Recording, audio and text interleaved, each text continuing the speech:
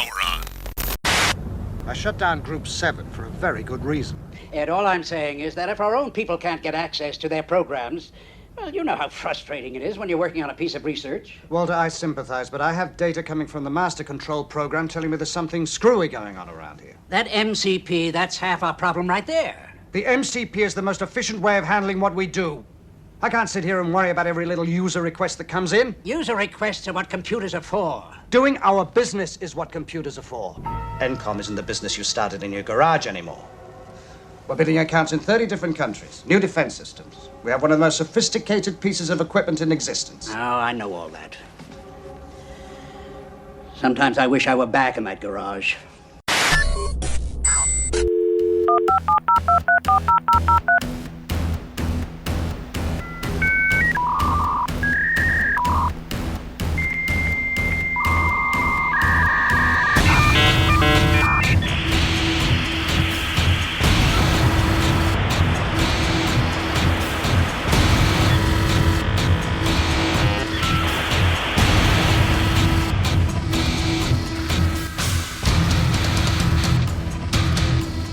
Accessing historical database. Year 2020. The tech giants become aware of the greatest threat to their corporatist domination. An obscure science and tech podcast becomes a major factor in a peaceful open source revolt against the military Silicon Valley industrial complex. The podcast, Sovryn Tech.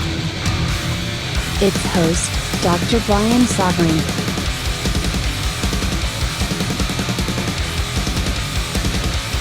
The tech giants tried to stop Sovryn Tech.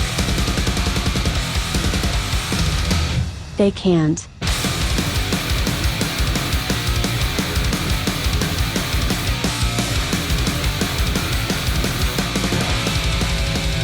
Woo!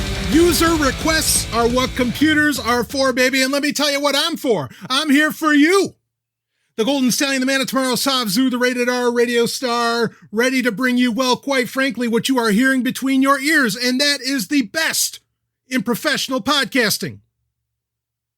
And we have a hell of a show to get into, a lot to talk about, a lot of releases, actually, this is a rare episode where we're going to talk about a lot of products that are coming out. We're going to get into some other things too, especially a little bit later on. Actually, there's a couple documentaries I want to discuss. Both very tech relevant. We'll one of them we'll deep dive on, another we'll certainly hint at, and I recommend that you check it out. But wow, there's going to be a lot of Amazon conversation in this, I'll tell you that. And of all ironies, you can hear this podcast. It is one of the there are a lot of podcasts. Of course, there's a lot missing too. But one of the podcasts that was invited to be available on launch day on Amazon Music. Sovryn Tech is that. So if that is something that you happen to use, of course, maybe by the time you get to the end of this episode, you're going to take your Echo and, I don't know, maybe you have a good sturdy wall nearby, or perhaps a good pair of Fiskars. I don't know. You might do something bad. But hey, I'm just delivering the news, baby. Anyway, But to talk about delivering the news, why don't we go ahead and get into it? Let's get into a bit of the foreplay here. And of course, that's where we talk about all the little stories happening in the science and tech world. And there are plenty of them. It's always a challenge for me to decide, what as the pod god, what do I decide to talk about? What makes the cut? Because there is so much. Well, this is something that actually dropped pretty recently, pretty fresh, and speaks to many major conversations that we've had on the show during recent weeks. Particularly, I think this is, but I think there's more to it, but I think this is a response to the now notorious, people have known about it for a long time, but now people are finally, they've had a fucking enough. The notorious 30% Apple tax in the App Store, right? Well, interestingly, we don't need to retread that ground. There's recent episodes that you can listen to where we cover all of that. We do a full breakdown of what it means, how there's a lot of apps like Telegram and so on. You want to join the Sovereign Tech Telegram group? I recommend that you do. Woo! Links in the show notes. But how there are a lot of apps that, frankly, I mean, it's not even just about an Apple tax. I mean, there's, the processes that apps have to go through just to get an update, even when it's something with millions, 6-digit numbers, million, or 7-digit, actually, I should say millions, 7-digit, hell, 9-digit even numbers like Telegram. What it takes to just push an update, get an update out in a timely fashion. It doesn't happen timely in the App Store. Google Play, different story. But then that's really it here, is that Google has come out with a different story. And it's clearly a response to what's going on, particularly, say, with Epic and their, Epic Games and their battle with not like games that are Epic, as in the company, Epic Games, and their battle with Apple. They're certainly leading the charge. But I've heard, you got to understand something. I mean, even like Coinbase has come out now and spoken out against Apple. I'm still amazed after the way that Apple treated blockchain, Bitcoin and blockchain apps overall, over the, especially in the earlier years. I still can't believe people even bother to trust that fucking platform with that stuff. But they do. Always control your keys, folks. that is the name of the game. That goes far beyond Bitcoin and blockchain. That goes with, your messaging apps, the whole score. But regardless, all right. So Google has come out with a very interesting announcement that in Android 12, and there's a link in the show notes where you can read more details, but in Android 12, basically, they are going to make it easier for you to install and use third-party app stores. Now, the ability to use third-party app stores, perhaps the most recommended on this show and arguably one of the most popular, that being F-Droid, which is all open source apps, right? That's not anything new. That's been a part of Android for a long time. That's part of the, where the narrative that Google puts out there that Android is an open ecosystem. It's really not. I mean, AOSP is more open, but like, the stock Android that you get on the average phone that you buy today, not true. Okay. Like that's not that open of an ecosystem, but regardless, and we got to talk about the reality around what Google's saying here. But let's, again, this idea of having third-party app stores, not new, very, very commonplace, especially around the world, more so than in the United States. In the United States, it's not as big a thing, but in other countries like in China and elsewhere, or tyrannical countries, of course, that's really an oxymoron. I mean, all countries are tyrannical, but regardless, in I guess more egregious countries, those countries will have their own app stores where they have absolute control over what apps, say the citizen, or will they attempt to have more absolute control of what apps the citizenry can have. And before you say, well, how dare you say the United States is tyrannical? TikTok, anyone? Moving on. So Google has come right out and made it very clear that they are going to make it a lot easier for the ability to install third-party app stores. Now, you used to be able to, again, this has always been possible. And basically, you have to, there's just a checkbox that you have to hit in the settings on Android where, allow unknown application sources, right? And as soon as you hit that, even on stock Android, the device doesn't have to be rooted or anything. You can install, like for a while, I think Amazon might still have their own app store, but of course they had Amazon Underground for a while that they tried to work with.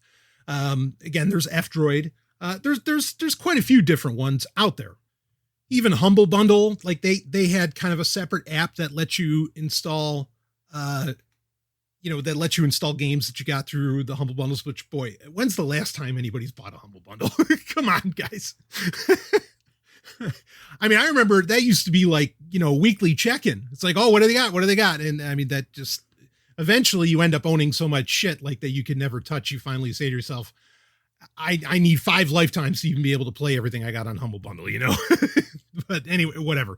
That we're not here to knock that. I still think that they've done beautiful things in the world, and really, I mean, especially for education. But regardless, so third-party app stores, again, not a new thing for Android. For iOS, practically unheard of. Not impossible. Got some jailbreaking involved, but unheard of, basically, with iOS. Now, let me read a little bit about the exact quote from Google on what they're doing here. So here it goes. This was in a blog post about changes coming to Android 12. Of course, Android 11 just came out in the past couple weeks or so. In fact, we're going to talk about, well, we're going to get into some conversations around latest versions of Android here when we get to our main story this week. So here it is. Each store, this is directly from Google, each store is able to decide its own business model and consumer features. This openness means that if a developer and Google do not agree on business terms, the developer can still distribute on the Android platform. This is why Fortnite, for example, is available directly from Epic Store or from other app stores, including Samsung's Galaxy App Store. And they get, so basically they're trying to create this more of this openness, and obviously they want Android adoption. Right now, some of the things they're not really hinting at, because there is also a conversation around billing. And I want to talk about that, but let me read a little bit more here from Google's blog post. So he says, that said, some developers have given us feedback on how we can make the user experience for installing another app store on their device even better. In response to that feedback, we will be making changes in Android 12 to make it even easier for people to use other app stores on their devices while being careful not to compromise the safety measures Android has in place. We are designing all this now and look forward to sharing more in the future. Basically, they don't give us any details on how they're exactly doing this. Now, the billing thing, again, everything going through Google's Play Store billing system. I'm sure that's probably what they're trying to figure out, is how do we, as Google, how do you allow for third-party app stores, but then still allow Google to get some kind of cut of things? Now, does that defeat the purpose of having a separate app store? Maybe not entirely. I don't know if they're going to be able to go with Play Protect or whatever. I mean, basically, when you go to, when you set up to allow for installation from unknown sources in Android, you're going to get a ton of messages saying, oh, this is a huge security risk, blah, blah, blah. And obviously, I think that's a good thing to let people know that that's what's going on. I mean, the more messages that people have to go through that genuinely have to do with security, and I think it's arguable that it does. Is it, does Google really want to have, I mean, Google would love to have the same dominant position that Apple has, with the App Store, where, I mean, that's where Apple's making so much of its money, right? But I think that, some of the billing language in some of these blog posts that Google has seems to make it clear they are looking to find ways to make sure that, all apps, all in-app purchases basically have to go through Google. Now, maybe they won't be implementing that when it comes to play with, comes into play with allowing for third-party app stores. Because again, I could see where people would feel like, yeah, but that's kind of pointless. I mean, having like a unified payment processing system, right? There is a security advantage to that, of course. I mean, that frankly, there is a good argument that you could make for that. I'm not saying that I want it necessarily to be that way, but there is a good argument for that. And Google's argument also is that the money they collect from the Google Play, payment processing is money that goes back into basically developing Android, and taking it to the next level. And, there's something to be said. We've got to,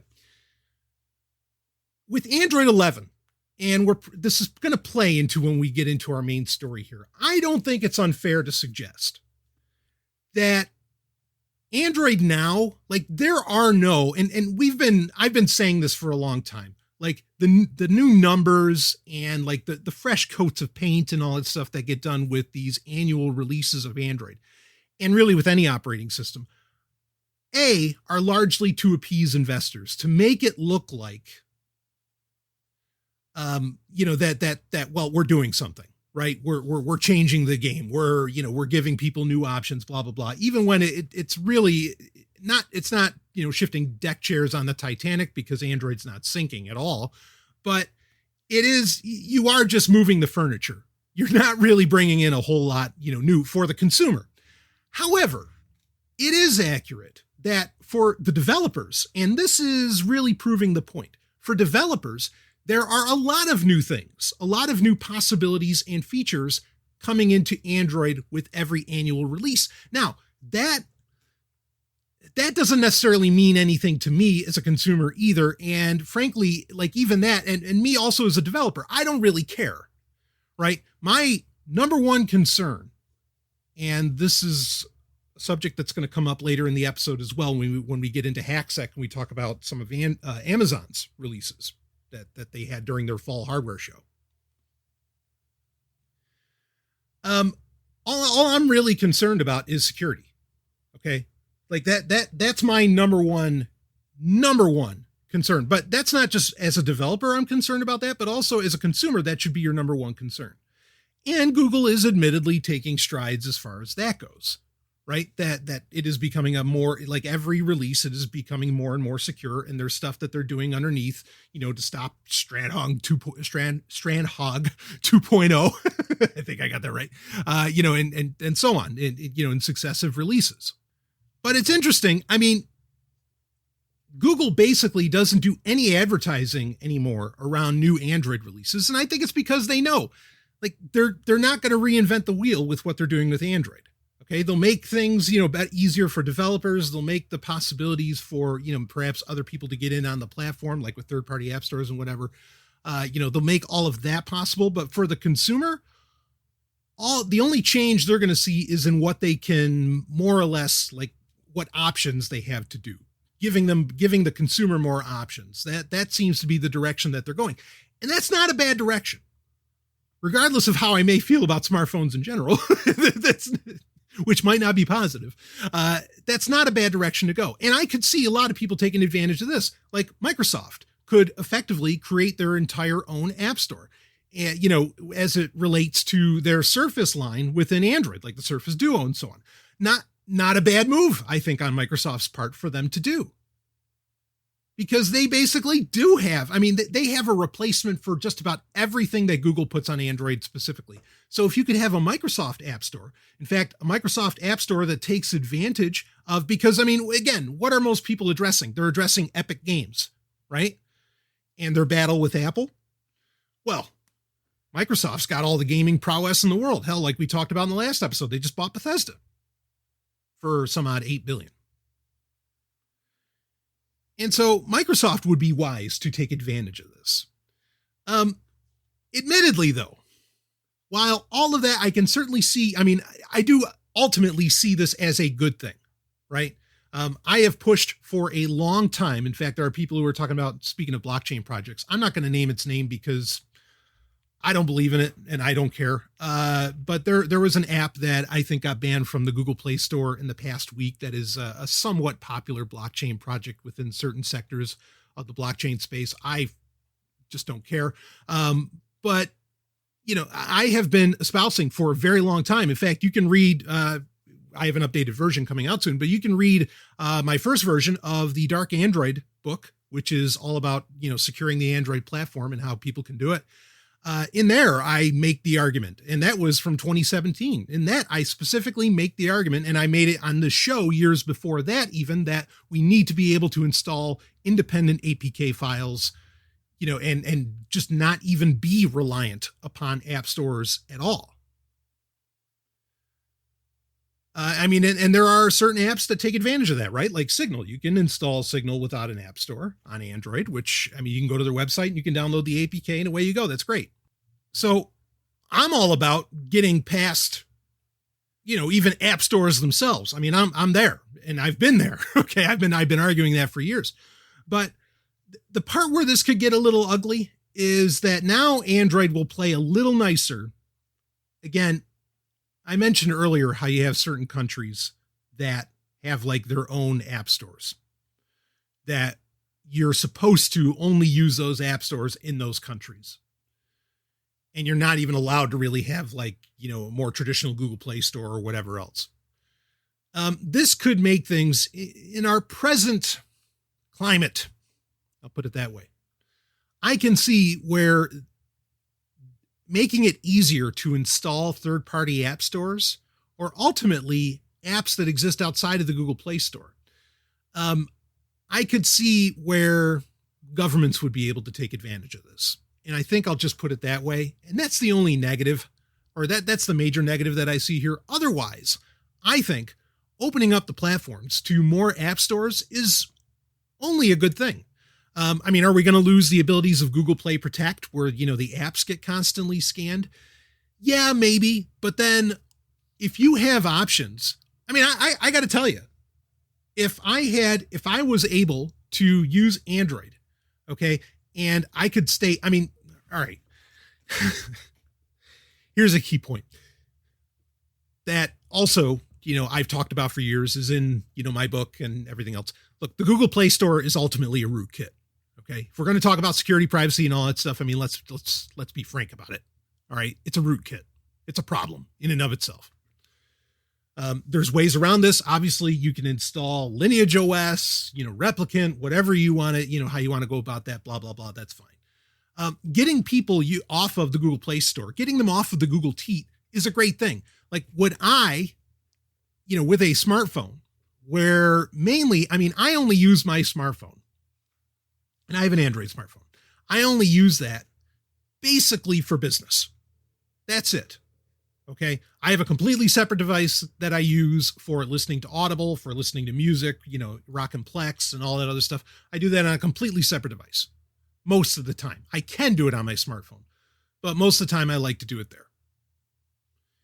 If I could ignore the Google Play Store as much as possible, and, maybe Microsoft would come out with their own app store, that would be enough for me to get business done, right? As long as that app store had Slack in it, which there's no reason not to, because Slack basically just runs in a Chrome instance as an app. I mean, that's really all it fucking is. And a couple other apps, and that would be enough. And I wouldn't have to deal with the deluge of fucking apps in the Google Play Store. I mean, that, speaking of it that way, that may make Google think twice, because if people are going to just deal in very specific app stores and they're not going to be dealing in the Google Play Store, they could actually lose a huge cut of their revenue, right? Because I can install professional versions of, Office, or what is now Microsoft 365 apps, whatever, blah, blah, blah, and just pay for it separately or get it paid for by the company I work with or whatever, and that Google doesn't have to get a piece of that pie. So things are changing. This might be one of the biggest shifts in smartphones in a very, very long time.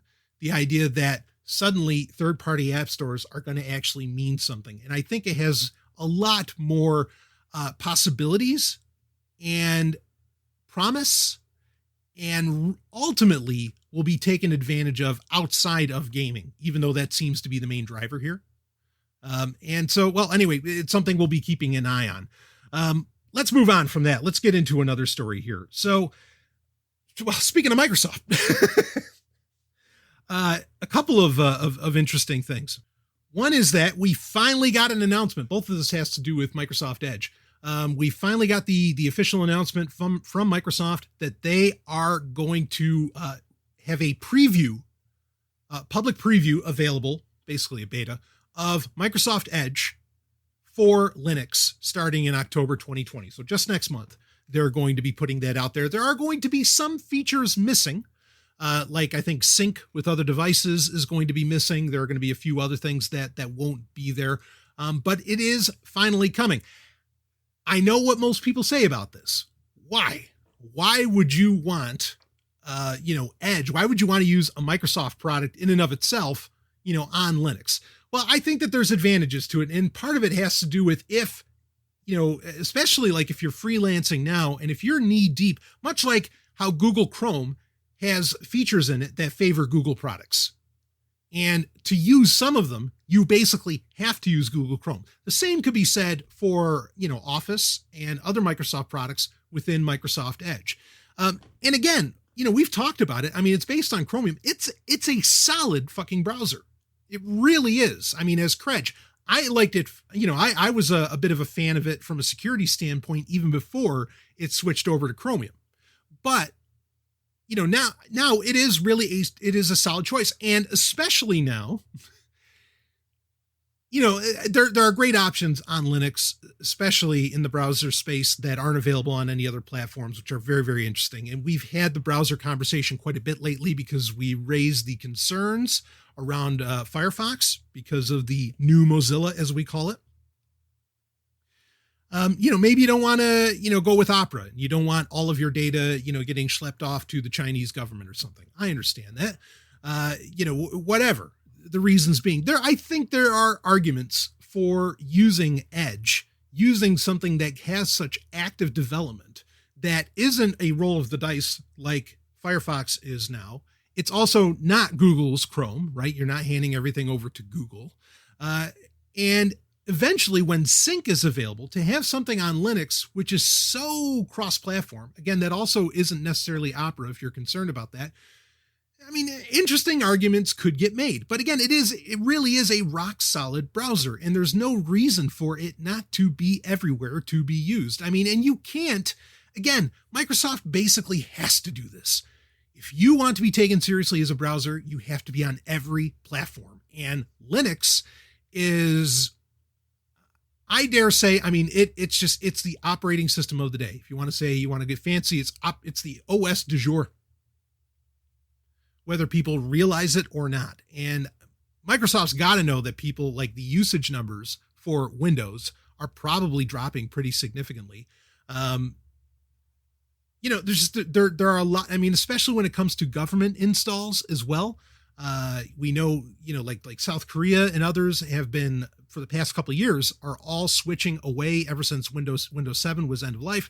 They're all switching away from Windows, and they're switching over to Ubuntu or, whichever Linux platform they want to, or distro they want to rock with. And for Microsoft to want to be there, because a lot of those places are still using Office, right? And, they could use Office Online or whatever. I mean, when it'll get really serious is when you get, Office on Linux. Is that going to happen? I don't know, but I wouldn't be surprised.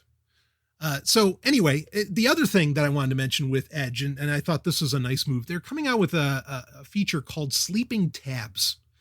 This probably won't be in the Linux preview build that you're going to get in October, but Sleeping Tabs, and this is pretty slick. So what it's going to do is it's going to lessen the RAM usage. Say you have 1 million tabs open. In fact, I'm looking at Edge right now, and I have 1 million tabs open. And we know how those tabs just chew at RAM processing, just the resources in general, to say nothing of what it does to your hard drive, right? We've warned about that before. And the problem is that now what some web browsers will do, in fact, Opera will do this, where it'll kind of put the tab to sleep, same concept, but when you go back to it, it refreshes the tab. The problem there is that, say, I don't know, you're shopping on Amazon or you're I don't know, you're somewhere. You will often lose the place that you were at because it does a complete refresh of the tab while it had it basically in stasis. Edge is going to have it to where, with Sleeping Tabs, where, okay, fine, it will cut down on the RAM usage, again, the battery life, it'll cut down on so many different things. But when you go, so it'll put the tab to sleep like other browsers do, but when you go back to it, it will keep your place where you were. Instead of it doing a complete refresh of the page, it's, in fact, this is really where the word stasis should be used. It will basically put it in stasis. Like total stasis, though. Not just like, have it ready, and refresh the cache and everything. So that's a very, very nice feature, I have to admit. How they're pulling that off, of course, they don't reveal all the technicals on this, but it's well done. And those are the kinds of features, along with maybe vertical tabs. I mean, we could think of some other things where, what? I mean, your Linux user today might actually be interested in that. Wouldn't blame them, especially when, a lot of us, Linux diehards. And yes, obviously I'm all about open source, but, we know what it's like when you install Ubuntu on a laptop that was clearly, more optimized, shall we say, to work with Windows 10. And with Windows 10, you get great battery life. You throw on Ubuntu and suddenly that battery life gets cut in half. So anything that can help out with that, right on. So anyway, look for that in October. I will be testing it out and giving a review here, even in its preview stage, just to see what that's like. I'll admit it's going to be a little fucking weird, to see that that classic or not so classic on my Linux machines. That it is going to be odd, but I'll try it out. So you don't have to, and you can keep using Brave browser or something. Not to get sidetracked, because I've gotten a lot of emails and messages from people saying, what about Brave? Why don't you talk about Brave? Blah, blah, blah, blah, blah. Look, the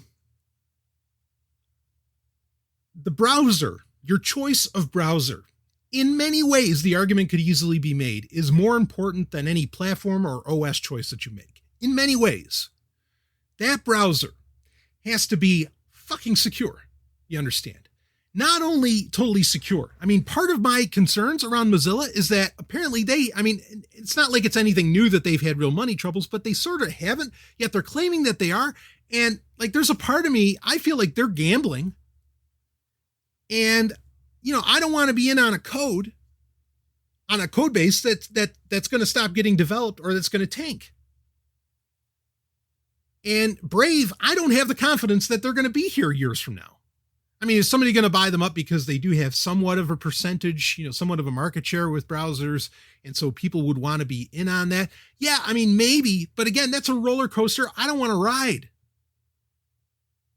I want to rock with something with a browser that at the very least, I feel confident it's going to get regularly patched, regularly updated. There's plenty of, hey, I'm all about being in a world where the profit motive doesn't have to matter anymore. But we're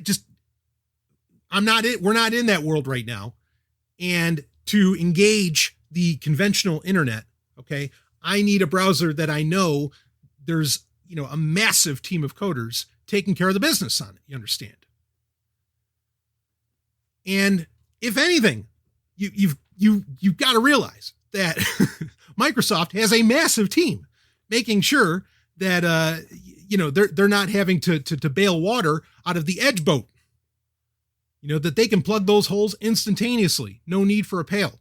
As to where a lot of other web browsers, I feel like that's exactly what they're doing. They're trying to shovel out the water as quickly as they can. That matters. That's why it was a few episodes ago, I really appreciated the listener email that came in asking, hey, like for my kids, for their future, like what web browser should they be in on? And anything can change at any time, but I certainly don't want to give any more of my data to Google than I have to. If I was an Apple guy, it would be an absolute no-brainer. I'd be rocking Safari. In fact, quite frankly, if Safari were available on Windows like it used to be, or even on Linux, I would be very tempted to become, a Safari user. Back when it was on Windows, what did they do that up to, like version 5? That was my mainstay web browser. I loved that. I mean, scrolling through the bookmarks like Coverflow in iTunes alone was fucking great. Among other things, okay? Like I would be there, but I can't stress the importance enough. There has to be a great development team behind a web browser that is ready to handle things instantaneously. And that's really, really key, again, when you're engaging the conventional internet. Now, if you're doing, if you're doing things differently, okay, if you're, just more concerned with local area network and local browsing and, and you're communicating, maybe you're wanting to be a bit more under the radar and everything, then you're already using Tails anyway, right? You're doing something totally, totally different. But I'm talking about when you're engaging the conventional internet, you're connecting to a bank or you're connecting to whatever, that you want a level of security, that is top tier. I don't trust Mozilla to bring that to the table. Okay. I don't trust Brave to bring that to the table. So understand that's where I'm coming from with this. Okay. So anyway, speaking of security, privacy, things like that. I mentioned a couple documentaries that I wanted to kind of discuss. I'm going to bring one up quick. It's linked to in the show notes. Every Sovryn Tech listener should watch this documentary. Every single one of you. It's about 90 minutes or so. It's called The Social Dilemma. You might have seen, I've seen everybody from Gina Carano to, she's fantastic, to, a whole slew of people, sharing, hey, watch this. Yes, watch this. This documentary is all about social media and the possibility that it is a net negative upon humanity at large. Of course, I agree with that. That's not a new position for Sovryn Tech. In fact, when I was watching it, I was like, wow, it's like, in fact, I said this on Of All Ironies, I said this on my Twitter account. But when I shared it on Twitter, of course, at Sovryn Tech, Sovryn, I said, it was like, it's almost like they listened to 10 years of this show and then they just condensed it down to 90 minutes, because so much of what they're bringing up, and there are some dynamite points that are made by fantastic developers, people who were or are, knee deep in this space, who worked for Facebook, who worked for Twitter, who worked for whatever, that are bringing it up and saying, hey, what, it's not just, as some people may say derogatorily, it's not just a bunch of activists or something, coming out and screaming and hollering. It's, people who were a part of the process, who helped develop these things, who are saying, yeah, we might not want to keep going down this road. You've got to watch this, The Social Dilemma. Just dynamite. And one of the best points, speaking of concerns around smartphones, it's an overall point that I feel like it was making, and it can't get driven home enough, is that, you could argue that, the smartphone itself is, kind of innocuous, not a big deal, in that you have some control over it. Well, what ultimately controls the smartphone is a supercomputer off wherever. And you basically every time you're engaging your smartphone, you are ultimately, you are at odds. You are engaging a supercomputer. Not that the smartphone is a supercomputer. I've complained about that for a very long time. I hate it when people say that, oh, we all have supercomputers in our pockets. No. But there is a supercomputer on the other side of that 4G, 5G connection. And you are constantly combating that supercomputer, combating, like, protecting your attention, protecting your data, your privacy, all this. We don't think about it like that, but that's exactly what's going on. In fact, there was, one of the people on the documentary even brought up, it's like, we think about AI all wrong. Like we're looking for Skynet or something like that. No, maybe AI is actually already here, and it's so ubiquitous. And I was like, yes. That's a point that I've hinted at many times on the show. There's just, anyway, you've got to watch it. I know I'm just teasing it, but check it out. Maybe I'll do a full review on it. But really, I wouldn't be saying anything new that hasn't already been, explored and talked about on this show. Including they even did the classic hearing with that senator, where the senator, this was just a couple of years ago, where the senator said, I am glad that I will be dead before all this shit. And he actually said shit, all this shit comes to fruition, that was getting laid out about what social media is doing, to people, blah, blah, blah. There's so much statistics and everything. You've got to watch this documentary. So anyway, while I was just talking, or, while we're just hinting at smartphones and getting notifications and everything, let's get into our main story, because I want to talk about both in a review of a couple products. I know you didn't see that coming, but it's coming. I'll be right back with more Sovryn Tech.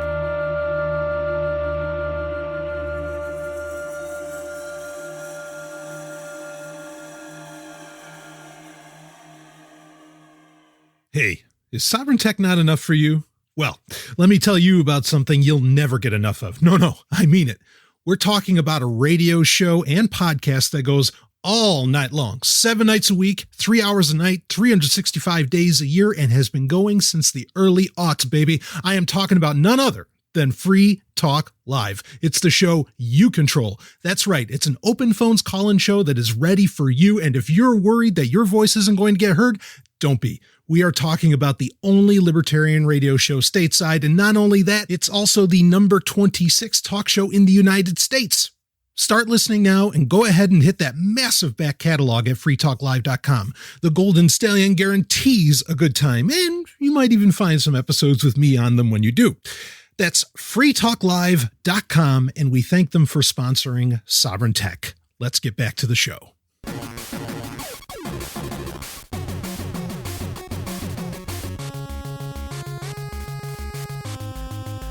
The main story.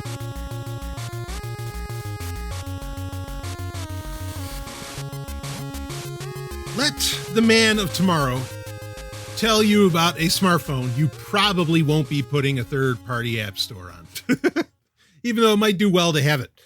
I have a couple reviews I want to get into. These are update reviews in many ways. In fact, the smartphone I am about to review and talk about here for the main story is the Nokia 1.3. This is in many ways a sequel phone. This is new. This is a 2020 phone. Okay. Understand this isn't even but a few months old. Granted, in the smartphone space, that might as well have come out 10 years ago, I guess, but this is fresh. A couple years ago, back when Android 8, before Pi even, right? Back when Oreo was the thing. Google started a initiative called Android Go. And Android Go is a version of Android designed to run on devices that only, I think initially it was supposed to be the initial specs allowed for was it could have 512 megabytes, not gig, megabytes of RAM. And I think 8 gig of onboard storage, I think was maybe the criteria that a phone had to have Android Go on it. And obviously this was designed to, get into, as they get commonly called, developing markets, right?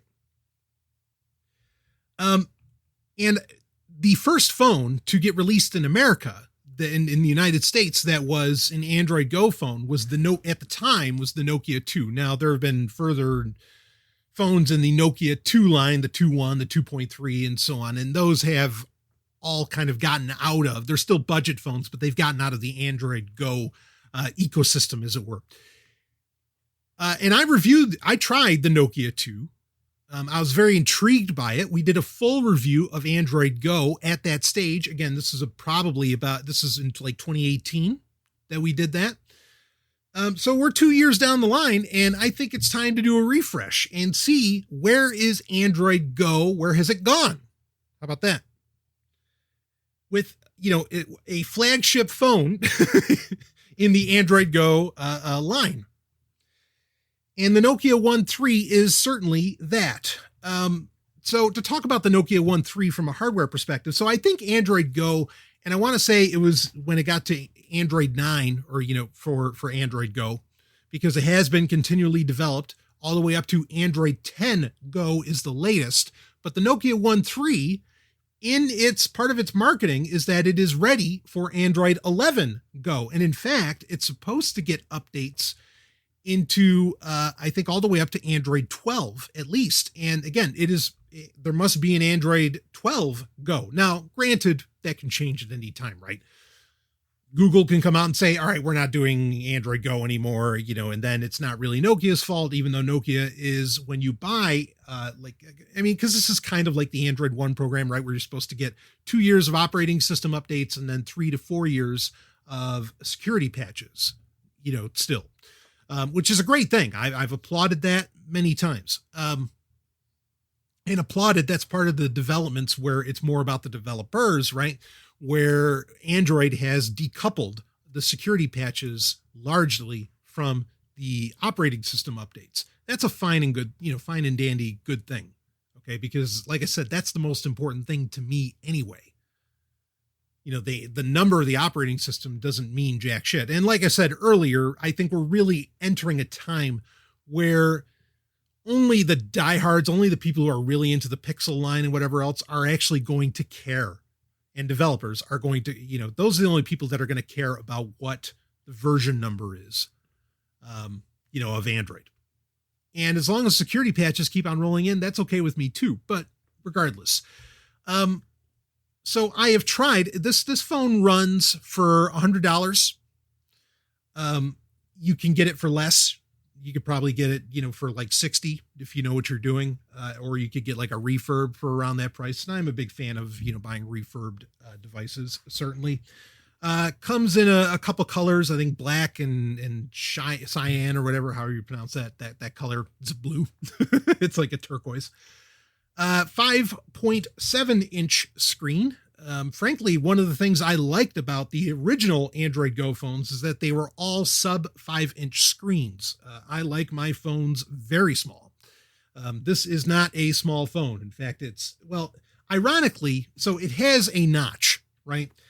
So my other mainstay phone, which is the Moto X4, that they're actually the same size, even though it has some, the screen is technically larger. All of that is due to the fact that it has a notch as to where the X4 has a full bezel. I'll take the full bezel any day. As we talk about many times in new smartphones, I don't know who's asking for, hey, could you please get rid of the bezels? They're annoying the fuck out of me. I have no idea who says that. And I've tried to find people who think that way. Nobody thinks that way. And me, I keep hitting the wrong stuff, but then I have these stupidly large hands that maybe that's the problem. Maybe I'm the problem, right? Replace the user. God damn it. I need to have tiny hands. That's no comment. Okay, moving on. So it came with Android 10 Go, like I said. It has micro SD card capabilities, which means, and it can use up to a 400 gigabyte, not a 512. It can use up to a 400 gigabyte. I did test it out with a 256 gig micro SD card in it. Of course, that worked perfectly well. It has Bluetooth 4.2, which of course we haven't gotten into it on this show. I don't know if we will. Steve Gibson on Security Now has done such great breakdowns around the issues surrounding Bluetooth and security as late. Of course, getting patched with Bluetooth 5.1, but there's a lot of Bluetooth devices going backwards where they're never going to end up getting patched. Regardless, Bluetooth might not be the biggest deal with this because it does have a 3.5, it has a 1/8 jack. It has a headphone jack on it. Okay. Qualcomm 215 mobile chipset. Yeah, that's not going to really, win any races. Certainly, removable battery. I was impressed by that, but not too impressed. And I'll tell you why. Because, actually with Dark Android, I mentioned that earlier. So I used to have, and now, basically just give up the fight on these things. I could have during the foreplay, I could have talked about a lot of what's going on with, with the Pine phone, some very interesting things. A lot of the OS is getting developed for that are starting to get really interesting. The Pine phone in general is starting to get very interesting. That's a nice alternative. Anyway, with Dark Android, I used to have certain criteria, meaning you don't want to buy a phone that has any kind of biometric features. You don't want it to even have a fingerprint reader. That's more or less unavoidable today, though this is missing a fingerprint reader. You want it to have a removable battery for reasons. Let's just say more paranoid security reasons. But as we always say, and I didn't even originate this statement, only the paranoid survive. Anyway, continuing on with a bit of the review here. But it does have a removable battery. However, good fucking luck removing the battery from this thing. It's funny, the more supposedly advanced that the world gets. In fact, that was a great comment too from that documentary, The Social Dilemma. The idea that we live in a simultaneous utopia, but that's also a dystopia. Of course, I would say, if you have dystopian elements, you fucking live in a dystopia. Don't believe we live in a dystopia? Just wait till we get to HackSec. Continuing.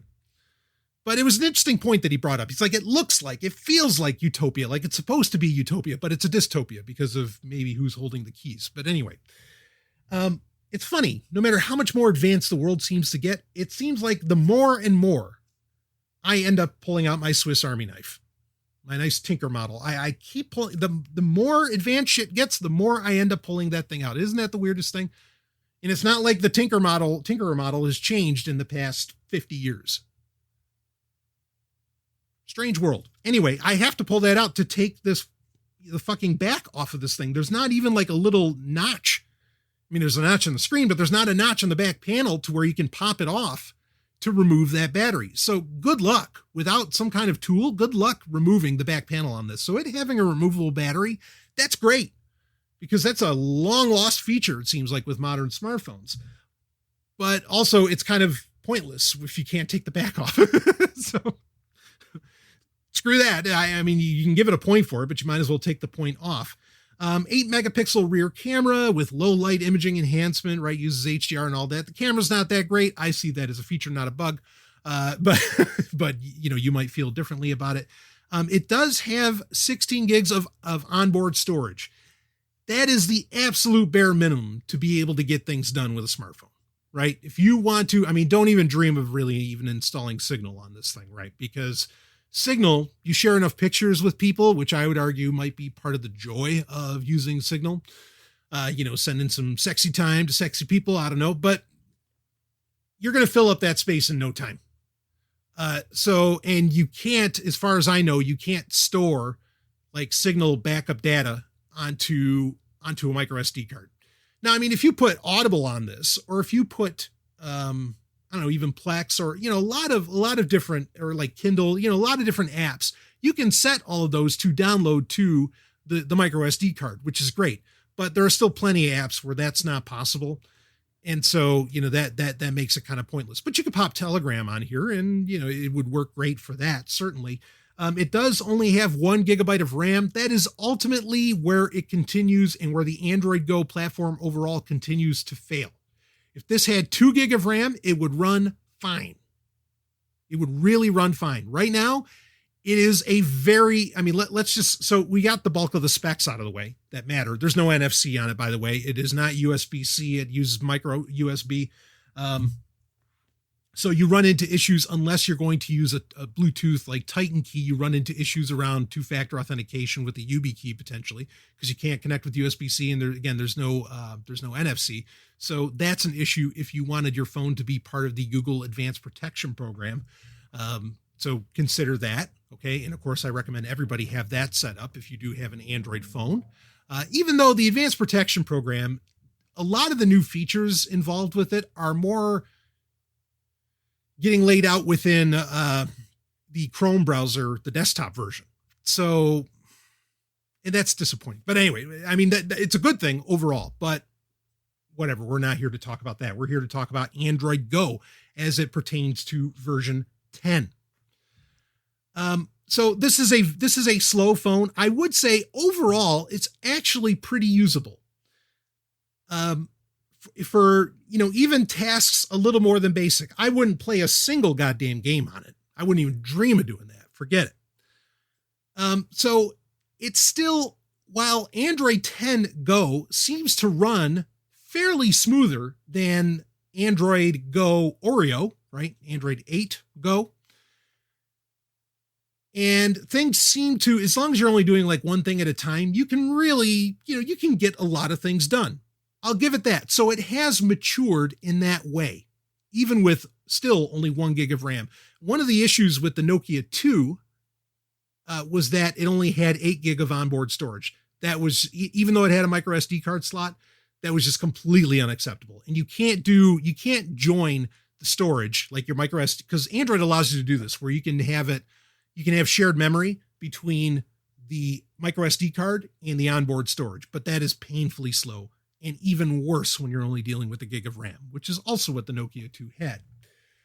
So this Android 10 Go clearly makes better use of the only 1 gig of RAM. If it had 2 gig of RAM, I feel like this would really cook for Android Go. Now, something we've talked about as I've done more analysis. Again, you're talking to the guy who's literally written the book on security for Android. As I've done more analysis on Android Go, it is, as an install, it is about half the size. Like Android 10 Go is literally half the size as far as install. It's 4 gigabytes as Android 10 full on, which runs at about 8 to 9 gigabytes depending.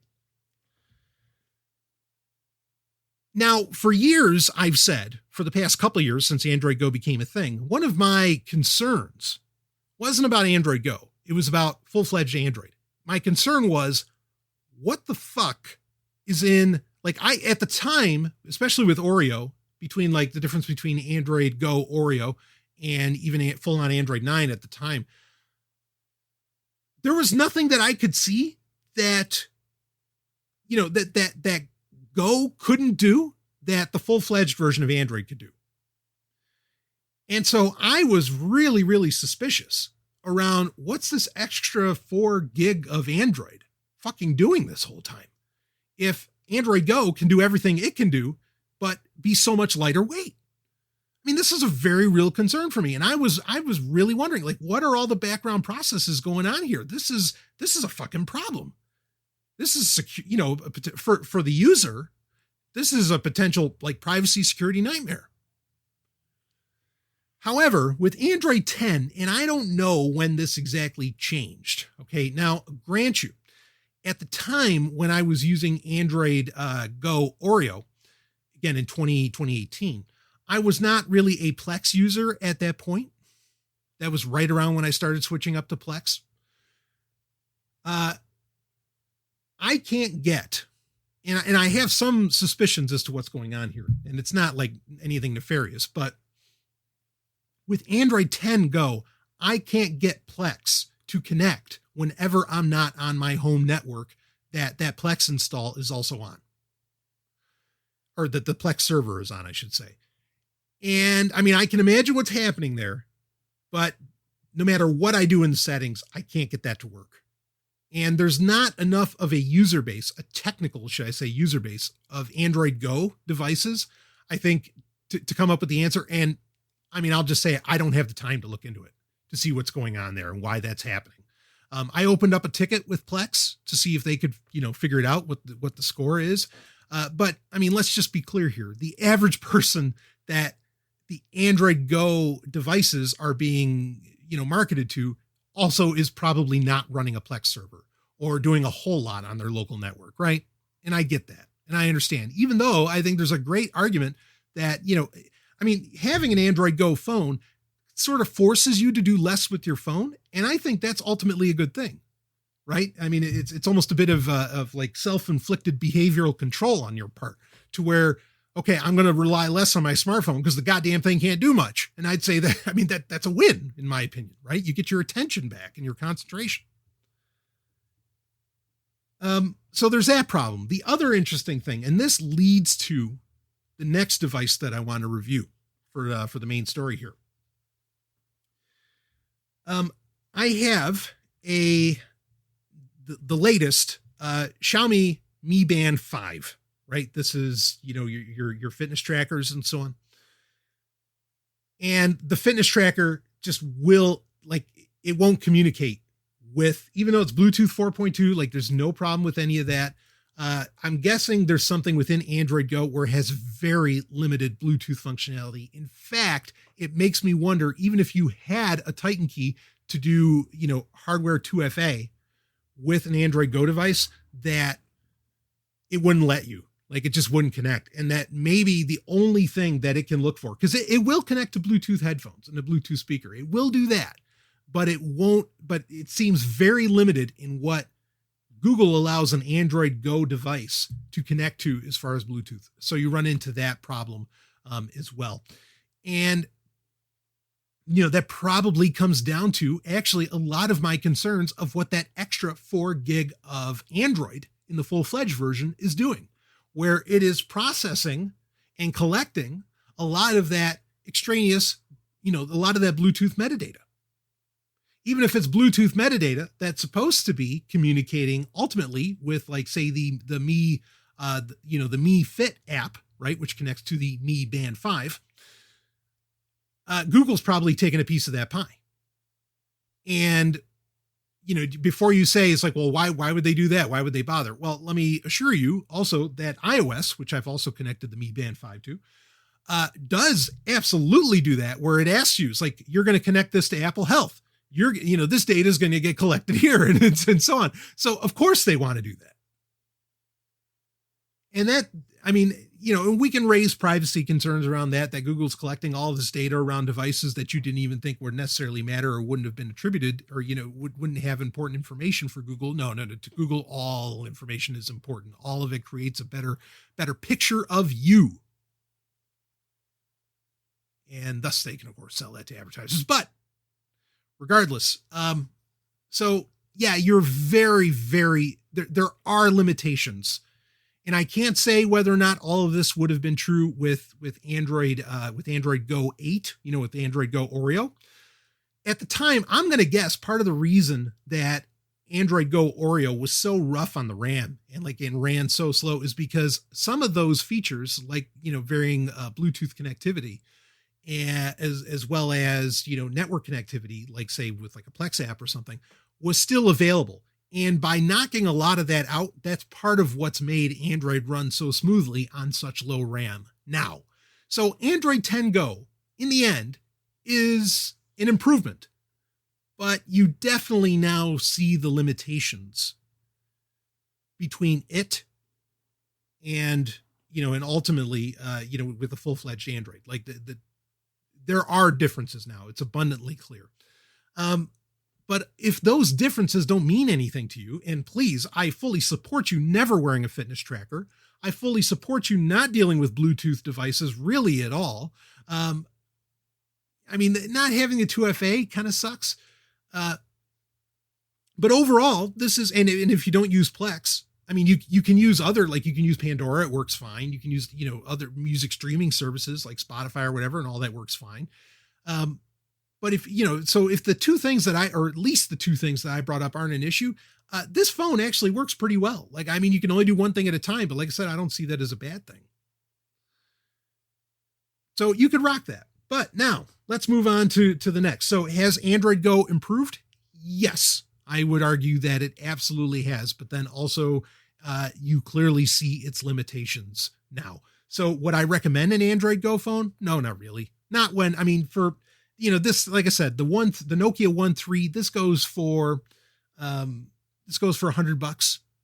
Spend $20 more and you could get a phone that blows this away, runs full-fledged Android, might even be rocking Android 10 at that, which you do want the latest. I mean, there's an argument to be made because, with the 1.3 getting, a guaranteed update to Android 11, that's great. Get those security updates and all that. I mean, that's all fucking wonderful. But again, for about $20 more, you could get a different Nokia that is also going to get those updates and is just wildly, just much faster, would let you use, more of these Bluetooth devices, would let you, you wouldn't run into that Plex issue and so on.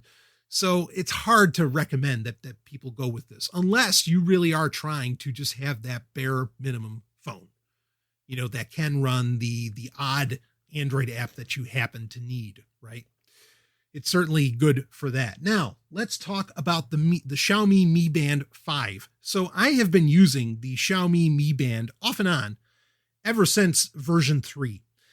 These are, as I've said many times, fitness trackers are bullshit.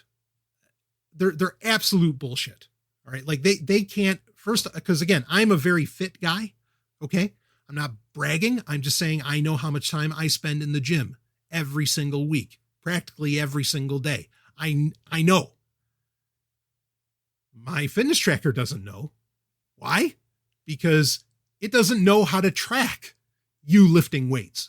It knows how to track you if you're running. It knows how to track you if you're doing X, Y, Z, and even that has varying degrees of efficacy. But it doesn't, there's only certain workouts that it's actually good for. And there are workouts that either A, I have no interest in, or I do incredibly rarely, or B, I think are downright harmful or not conducive to, one's, if your purpose in being healthy is longevity or, whatever, they're just not a part of the program, in my opinion. So this device, why do I wear one? Why do I even bother with these damn things if that's the case? The sleep tracking, people always bring that up. While the Mi Band 5 is certainly another incremental update, and we'll talk a little bit about specifics here in a minute. Sleep tracking, as we've said, and there's been plenty of research on this to prove the point. While it seems to be a bit more accurate at what it does. Sleep tracking in general on these fitness trackers is also horseshit. I mean, like most of these fitness trackers can't tell if you're, dancing at the club or sleeping or what. I mean, like they don't know, but it does seem to be slightly more accurate. It's kind of a gauge. I wouldn't bet my life on it, but it's interesting. And I kind of wanted to see how that worked. What stories did it tell? Blah, blah, blah. I mean, it's basically saying I'm not getting good sleep at all, which of course I know is true because I work way too goddamn much. I'm not going to say I fuck too much, but I certainly can do that plenty. But and you can't track that well either, man. And that's one of the healthiest things you can do in your life. Of course, we've talked about that in many episodes, especially when we've had Ellen on. But anyway, yeah, I wanted to see that. And yeah, it's a little more interesting, I guess, in what that says. And the app, the Me Fit app certainly tells interesting metrics now. And they try to gamify these things. Like now they have this PAI score. I don't even know what that means. I'm not even going to bother to try to pretend to know what it means, because the ultimate point, the reason that I am intrigued by a fitness tracker at all is for one reason and one reason only: notifications. That's it. And, it doubles as a watch. That's nice. But I mean, I have fairly functionally nice watches. I mean, I have an S-Force watch. That's not really functional. That's about the size of it. Cause it's a massive fucking watch. I have that, I have a whatever G-Shock Casio I happen to have at the time. Right now I'm rocking a Pro Trek. That's probably the best watch on the market. So, I don't need to wear a watch, but I mean, it certainly does take the place of that. And that's nice that it has that functionality, as well as, the Me Fit app will feed it weather data based upon the source that's on your, device, on your smartphone or whatever. That's handy too. I like having access to that.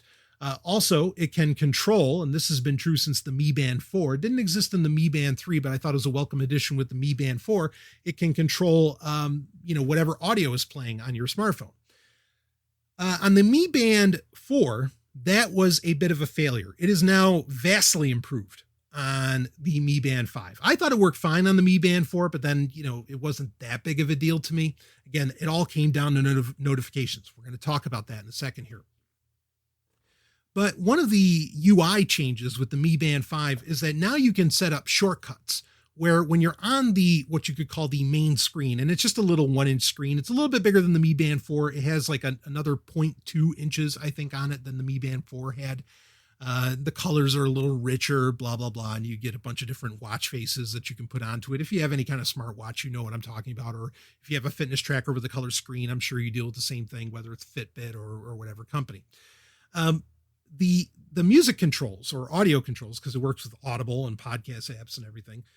So now you can set up shortcuts on this to where when you're on the main screen on it, you can actually swipe left or right and bring up whatever functionality that the fitness tracker has quickly. And I like that, because with the Mi Band 4, while the music controls worked, you had to flip through. You could never really bring it to an easy point of access. And so it kind of defeated the purpose of having the music controls. Now, the Mi Band 5 still buries some features way too deep in like the more section when you're flipping up through. I mean, like there's status, there's a bunch of different stuff that you can access, and they've added in some new features. Like they have a stress tracker on it now, which I don't know, and they don't tell you what it's using for those metrics. I mean, certainly heart rate monitoring, which has been improved and is, still a feature on this course that I turn off. But I have no idea. I mean, the stress number that it kept giving me, it does between like basically 0 and 100. And if you're close to 100, you should be dead. I'd get like around, 82. And I'm like, I guess I got to stop drinking coffee. But again, I have no idea how it tracks that. And it's another thing that just seems to roll the fucking dice. So I don't know how much I would count on that to register whether or not, you're actually stressed out. As I've said many times, listen to your own fucking body. I can listen to mine. I know when I'm stressed out. Believe me, I feel it. As should anybody if they know how to pay attention to their body. You should not need a fitness tracker to tell you these things. But regardless, it's there. I think it's bullshit. Anyway, so the music feature, it's faster. So the Bluetooth communication, obviously, it's gone up a couple points in the Bluetooth versioning numbers. And so the control is much more precise and faster. It has, going back and forth between tracks, controlling volume, all very nice little features. And again, you can quickly access it just by swiping, left or right from the main watch screen, which is what happens whenever you press the little capacitive button on it, on the device. And I thought that was really that was one added feature that was incredibly welcome, getting that quick access to music controls. That way I'm not pulling out the smartphone. And that's really what this is all about. Okay. And it's also nice because I can also just swipe to the left and, or swipe another direction or so many times, and I can quickly see the weather. I love that. I've said this many, many times. The only feature I want in a traditional watch or a conventional watch that is a mainstay in smartwatches is the weather. I just want to know the weather. Fortunately, my Casio, my G-Shock, the ProTrack, that actually has, and I have particularly, it's the PRW 3510Y. That can actually tell the temperature. That has a thermometer on it. So I don't really need a smartwatch to do that. So again, all of this comes down to, well, the music controls are nice, but ultimately it comes down to getting notifications. And it's getting notifications without having to turn on your smartphone screen, without having to look at your computer. And that's really all that I wanted. Now, your average fitness tracker costs in the, $80 to, depending upon your Apple Watch, $800, I don't know. It gets to insane numbers. Price range. The real winner with the Xiaomi Mi Band series has always been that you can buy these things for $30. That's all that they cost. And at that price, at $30, it's one of those deals where it's the no-brainer, right?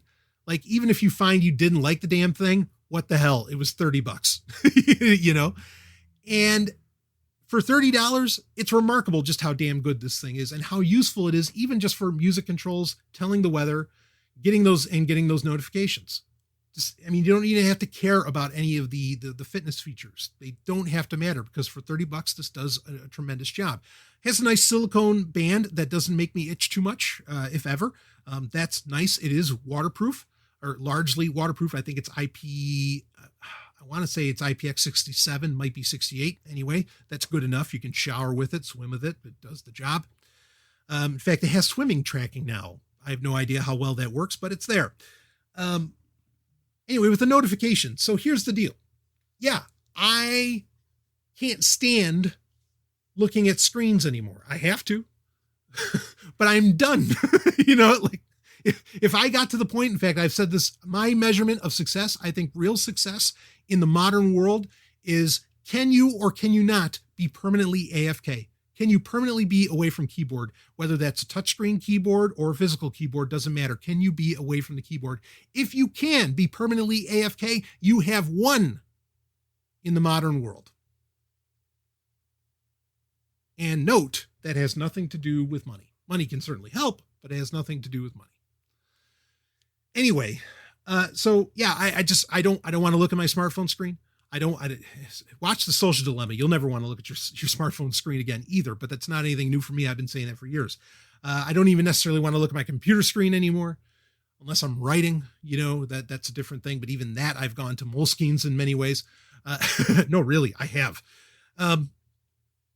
So I love having a device where I can just get notifications. My dream, kind of my quasi dream world would be that I would have, and I'll just use this as an example because I'm not saying having an Apple product is a great thing, but I would have my iPod Touch, no cell phone signal, folks.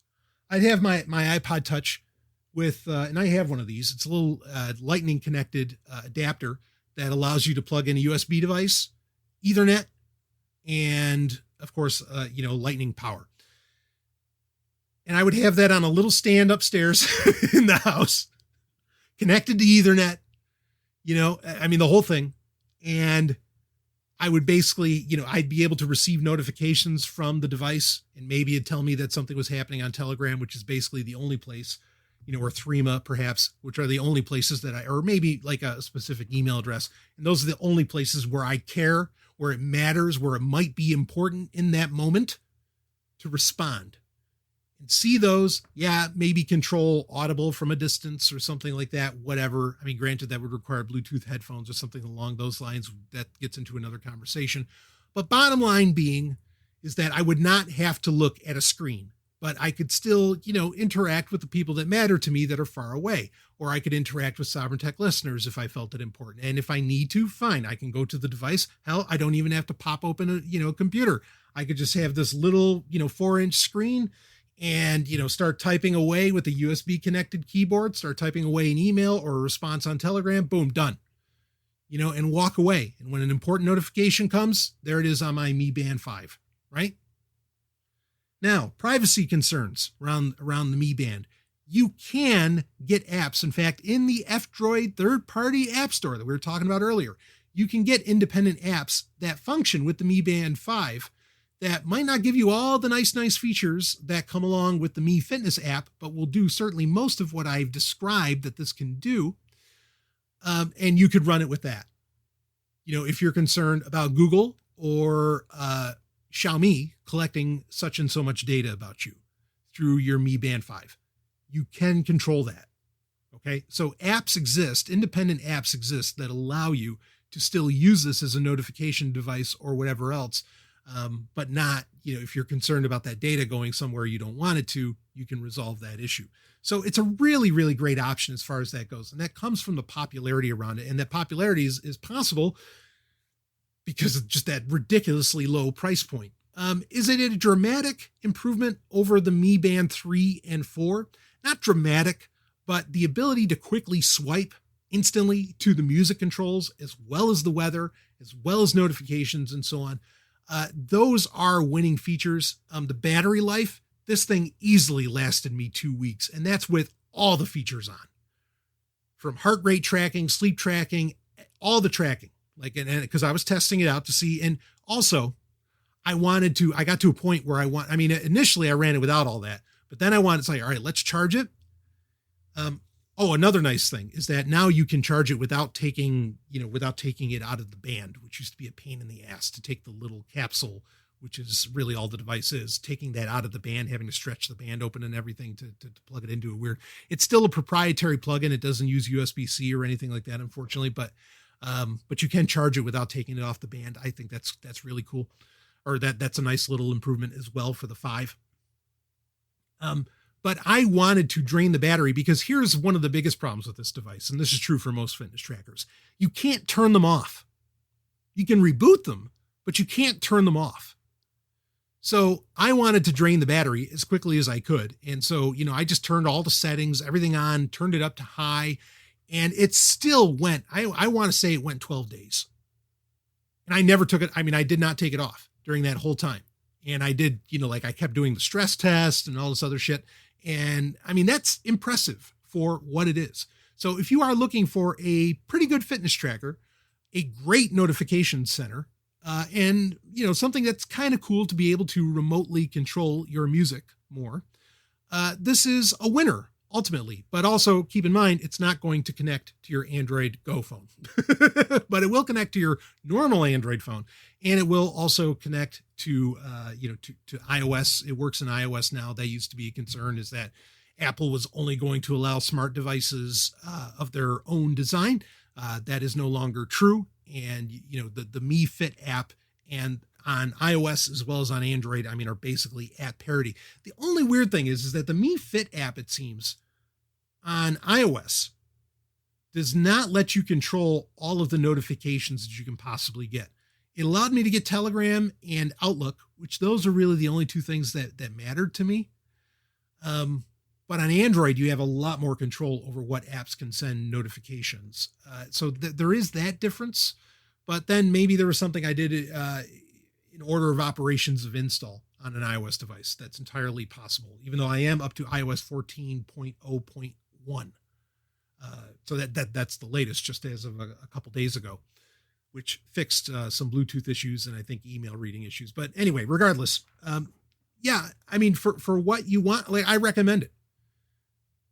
And, if you can go as far as I would love to go, to where you're not even like looking at screens anymore and you're just getting those important notifications, on your wrist, and whether or not you need to respond to it. I mean, I think that's great. Grant, it doesn't have a speaker on it. It responds, of course, with, by vibrating, right? And one could have the concern around a certain Pavlovian dog response, perhaps, or we could just say a Pavlovian response, developing over that. But, ultimately the reason you want to do that is because you don't actually need to get a lot of notifications in the first place. So it would be a very rare occurrence on its own. So yeah, I can recommend the Mi Band 5, but I recommend doing so without using the Mi Fit app and killing all the fitness features of it, and just using it for those notifications. It can work, it works very well as far as that goes.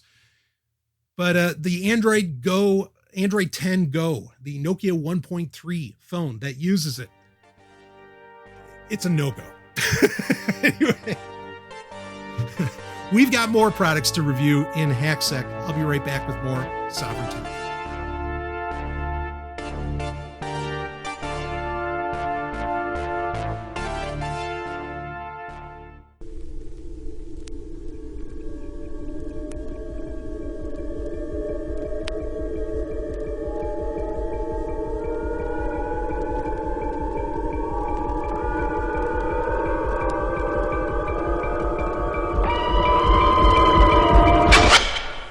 In space, no one can hear you scream. Alien, rated R from 20th Century Fox. Issues of privacy, security, and social engineering.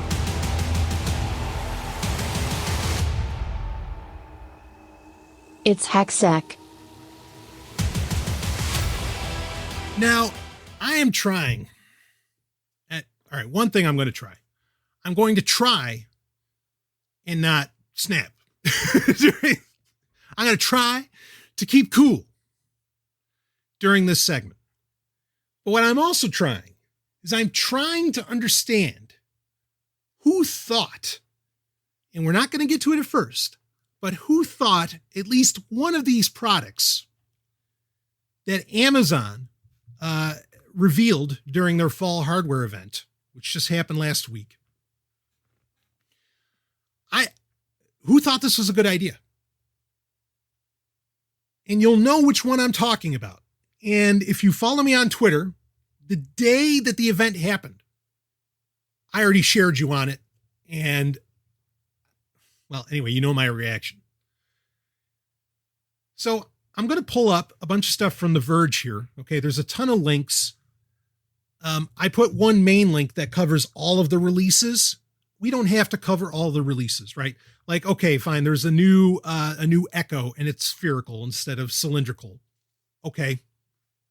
There's a new Echo Dot. There's an Echo Dot now that has a clock on it. There's a new Echo Show, right? Which is the one that has the screen on it and everything. We are during Gaming Grid. We'll talk a little bit about Luna, which is their cloud gaming service designed to obviously compete with, Game Pass / xCloud, as well as Google Stadia. We'll talk about that there. There's a new Fire Stick. Okay. New Eros. I mean, like they released a bunch of new products and largely they're updates. There wasn't necessarily anything new, save one. And I'm also surprised they didn't talk about the Halo, which we discussed, which is their fitness tracker. Okay. We talked about that.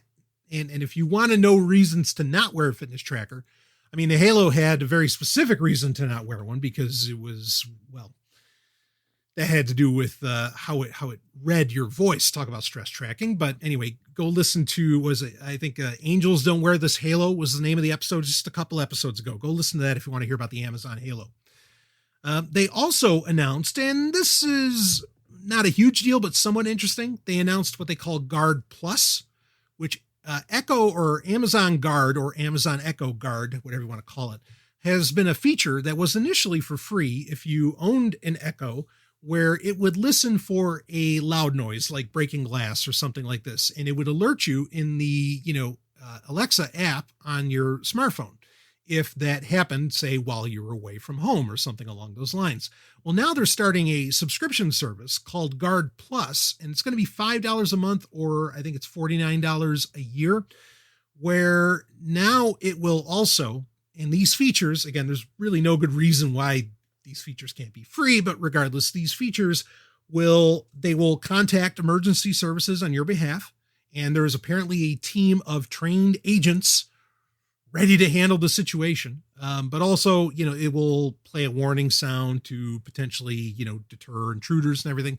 And hey, playing a loud noise out of nowhere when a loud noise gets heard, that's a fine and dandy, like that's something that works, right? I'm not going to deny that works, but also you're basically telling your Echo to be listening at all times, which it's likely doing anyway. And we've already talked about this before you say, but I put on Wireshark and no, it's not. We've talked about this, the hows and whys. Okay. Got to go back to some episodes about it though. Anyway, Guard Plus, I don't know. I don't see the point, but I can imagine that people will jump on this, but that's not even the biggest deal in all of this. So you have all of those things, but the real big deal that everybody's basically talking about, and I was impressed, to say the least, that the response was largely negative, is what's called the Always Home Cam. Now, this would work very well with Guard Plus. What it is, and I am not shitting you, it is a drone developed by Ring, which of course is owned by Amazon, has been for years now, that is a flying security camera designed to fly around your house. This is not something for outside. Those days where Ring was saying, oh, we're only looking outside, we're not looking in your home. That's why, you can buy the video doorbell and blah, blah, blah, because don't worry, we're not looking inside your house, we're only looking outside. And I had so many people tell me, I trust Ring because it's not looking in my house. Well, now Ring has no problem looking in your house. But it is literally a flying drone with a camera roaming around your house in a little cubicle thing, like literally in a cube, and it lifts off from the station and goes up. And there are going to be, I'm sure, a lot more details around this thing, because I don't think they went into a whole ton of specifics as to how long it can really fly for. Of course, its dock is also its charging station. It's not coming out until 2021. The retail price, $250, right? And I get it. I understand where Ring would think that this, how they feel they could pitch this and sell this to people, basically saying that, and it has been happening, where Ring has made a business for years now. And of course, we've talked about it, the very creepy moments where people were looking through a Ring camera set up in a bedroom and started talking to the woman laying down in her bedroom. And it was a malicious actor. It was not like her boyfriend being kinky or something, or girlfriend. This is to, I imagine Ring might be telling themselves, someone might have, bought the idea that, well, maybe the reason everybody doesn't have cameras in their houses is because it's a little bit of a pain in the ass to set up the internal cameras. So if we could just give them a little drone that will, just fly around whenever needed to check on things and blah, blah, blah, no installation necessary, then more people will let us look into their homes. Let me say that last line again, because apparently nobody at Ring got that part of it. Maybe more people will let us, as in Ring, as in Amazon, as in two companies, one company really, that will gladly hand over video footage at the drop of a fucking hat to any authoritarian organization that wants it. Police, military, government, ultimately across the board. And we know that. We have the cases.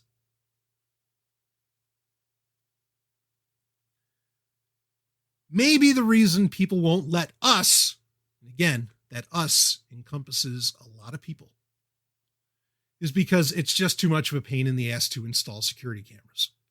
So let's give them a little flying drone.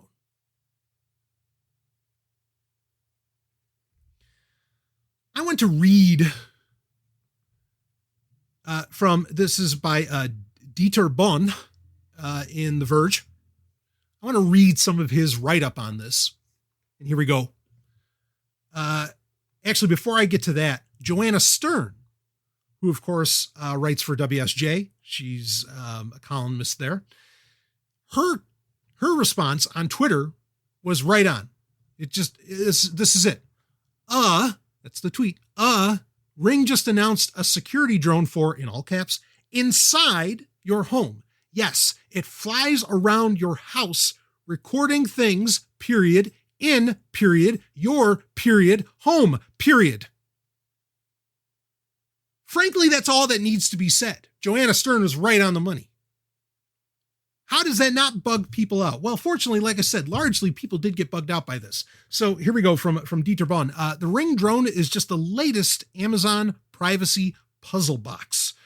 And here, let me read the subheader. This is great. Amazon says, what does Amazon say? Amazon says you should worry more about your phone cameras than its Ring drone. No shit. Really? You think so? I love it. I love it. I love it. I love it. I love it. I love it. I love it when the tech giants come out and basically call bullshit on their own shit. Like they admit to you the problems. You know, for years on this show, it had to be me. And you know, you have people saying, oh, I was telling you, they're speculating. Oh, they're not doing that. Oh, come on. They're not tracking you. Oh, they're not using your smartphone camera against you. Oh, they're not doing this, blah, blah, blah. And then every single time, or even when the Echo first came out, it's like, who's it? The VP of product? Was it at Google? Who talked about the Google Home as well as Alexa. And he said, and what was this, a year and a half ago or so? He says, yeah, you know, you should probably tell people when you have one of those devices in your house and it's activated. Or, you know, he didn't even talk about the activated part. He just says, if you have one of those in your house, to be polite, you should probably tell people because there's very real privacy concerns with that. Fucking an exec at Google told you that. And now you got Amazon coming out. We'll talk about the Ring drone, but now you got Amazon coming out. You should actually be far more concerned about the cameras on your smartphone. Oh, but I'm a fucking weirdo for putting tape over my smartphone cameras. What? No, you've got execs at Amazon telling you should be doing that. All the things that I get told, I said it earlier, only the paranoid survive.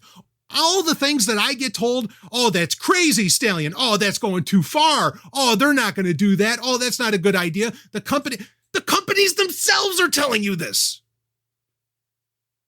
I already failed because I got heated. And I said I was going to try and be cool. It just blows my mind that I get told I'm crazy, and yet the execs for the tech giants themselves tell you yes, or basically say that I'm right. The man of tomorrow is right every time.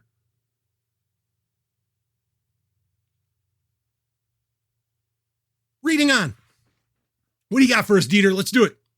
Quote, I'd be more worried about the camera on your phone than I would be about a drone, end quote. Amazon Devices SVP Dave Limp told me in an interview a few hours after yesterday's big Echo event. The drone in question is the Ring Always Home Cam, an autonomous indoor drone that can use a map of your home to independently fly around to check out strange noises or run a patrol when you're not home.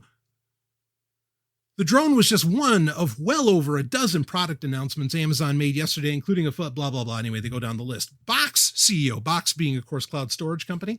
Box CEO Aaron Levy pretty much summed it up, tweeting, quote, if 2020 wasn't already dystopian enough for you, Amazon just announced an indoor flying drone camera, end quote. The second most popular response is that this thing would get absolutely wrecked by an overeager cat or dog. I can tell you that my cat Captain, mine and Ellen's cat Captain, would destroy this fucking thing, and I would applaud as the poor boy does it. But continuing on. Great reason to have a cat or dog. To destroy these fucking drones that are flying around in the house. God damn it. Moving on. It was my first reaction too, and even now, when I look at a video of the drone floating out of its dock to roam an empty house, I still feel unsettled. But I also feel unsettled by the idea of having a security camera connected to a cloud inside my house in the first place. In fact, I would argue that's worse. At least with this drone, you are very aware when it's recording because it's loudly making drone noises. Amazon hilariously calls this, quote, privacy you can hear, end quote. What the fuck? What kind of newspeak is that? Orwell couldn't come up with a catchphrase like that. Reading on. Hilarious, but also accurate. With a compromised indoor security camera, you'd never know somebody was looking in, and it's happened. While with people experiencing strangers talking or taking over their cameras because they reused their password, or worse, because a Ring employee was looking at video they shouldn't have been. Remember I told you, who is this us? This us includes a Ring employee that was playing Sliver, right? You ever see that movie from the 90s? Woo, that's hot. No, wait. That's not hot. Reading on. But he was playing Sliver and spying on people doing who knows what. But you're okay with that. Well, maybe you are. You know what? Hey, look, folks, if you're an exhibitionist and you're into this sort of thing, okay, fine. But then that's consensual. Now, I'm sorry, signing a terms of service or terms of agreement or whatever that no one could possibly grasp half the legalese in it, that's not consent. Fuck you.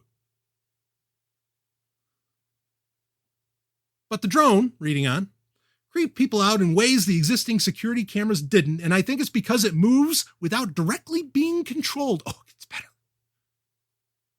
That adds a level of agency and intentionality. A stationary camera sees what we pointed at. A drone could see anything in our house. Instead of rising from a plastic docking station, it might as well be rising straight out of the uncanny valley. Amazon is building a track record of products that make people do a double take when they think about how it might affect their privacy. The drone, the other Ring cameras and features, the sidewalk mesh network, I'm glad they brought that up. I'm glad Dieter brought that up because I was going to. Because here's the rub. All of this could still so we reviewed, we talked about, we did full coverage on the sidewalk mesh network. We talked about the technicals around it, everything on Sovryn Tech, just in this past year. And this is an internet without the internet at large, right? It is a completely separate interconnected infrastructure protocol. Okay. So, and, and I dare argue it's likely in the talk about terms of service, like that all of anything that ends up on sidewalk can be handed over to the authorities. But basically, all of these devices that Amazon's setting up can communicate with sidewalk. And in fact, what was it? Was it 30 or no, 300? All you needed was 300 effectively base stations or routers that operated sidewalk, and you could cover the entire city of LA. Only 300. Less than a farm town's worth of routers could create an entire alternate internet where Amazon has access to all the data that goes on it to an entire city like LA. Sidewalk mesh network is an absolute key aspect to this and part of the problem. Because what, you're going to run Wireshark on sidewalk? No, that's an entire interconnected infrastructure wholly controlled by Amazon. You don't get to look at what sidewalk's doing. Reading on.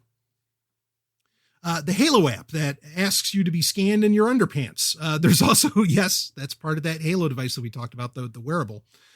There's almost a shamelessness to them. It's like Amazon has taken a dare to make the most unsettling consumer products it could. In fact, bring up quick the Halo app, right? Which is supposed to help you check BMI and everything.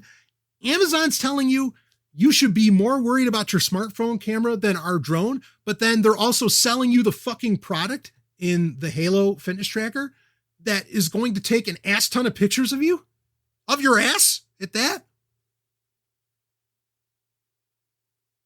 See what I mean? They're calling themselves out. They're telling you, like we almost can't call them liars now because now they're being completely honest with you. Hey, we're fucking watching everything you do. Reading on. There's also strange tension between products that genuinely feel creepy and the reality that Amazon is doing a lot of the right things when it comes to privacy. It has added two-factor authentication to Ring cameras and will soon offer the option for end-to-end encryption for video. Boy, that should have been put in place from the get-go, but reading on. So nobody but you could possibly access it. It's adding more ways to delete your data by talking to Alexa, and it has privacy control dashboard that is quite good. I'm no Amazon apologist, though. Even though I don't think the drone is nearly as problematic as the rest of the internet seems to, I still have a boatload of worries about other products from Amazon. Ring has towed and sometimes crossed the line of being too cozy with law enforcement, which was, if you saw my tweet, that's exactly what I said. Is how they absolutely are cozy with law enforcement. Will hand over that data, no problem. And reading on, and I worry about its effects on neighborhood cultures in general. Then there's Sidewalk. It's Amazon's new mesh network that allows its devices and third-party devices to see and communicate with each other at medium distances, say less than half a mile. As with trackers like Tile, which will soon work with Sidewalk, devices can securely communicate their location through the mesh network, and Sidewalk can also be used for simple commands for IoT devices like checking to see if your mailbox is open. Sidewalk isn't live yet, but it was mentioned as a key spec in many of the products Amazon announced yesterday. That means as people buy these products, Amazon's Sidewalk network will soon begin blanketing cities. It won't take very many of them either, as Amazon noted last year. I told you about that, how only 300, he doesn't give the exact numbers here, but basically 300 Sidewalk routers, effectively, okay, would cover, that entire area of LA. Continuing on, I've written up about my concerns with Sidewalk in the past, and I'm going to link to this story because Dieter is bringing up a lot of great stuff that I wanted to bring up initially, but then even some things that I didn't necessarily think about. So he brought up his concerns with Sidewalk in the past. As with the drone, I instinctively recoil at the idea of an unregulated wireless mesh network that can locate gadgets being built simply because people want an Echo or a Ring doorbell.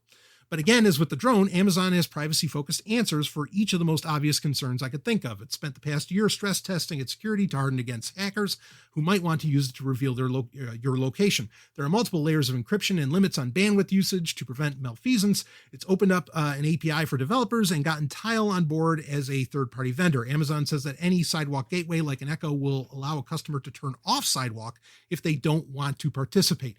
But that, again, is a soft switch. It's something you're going to do in software, in an app. It is not something it's not a cutoff switch that's hardware, right? It's not a hard switch. Meaning law enforcement / Amazon / they're all the same thing, corporatism, can turn it on willy-nilly. Does this happen? Yes.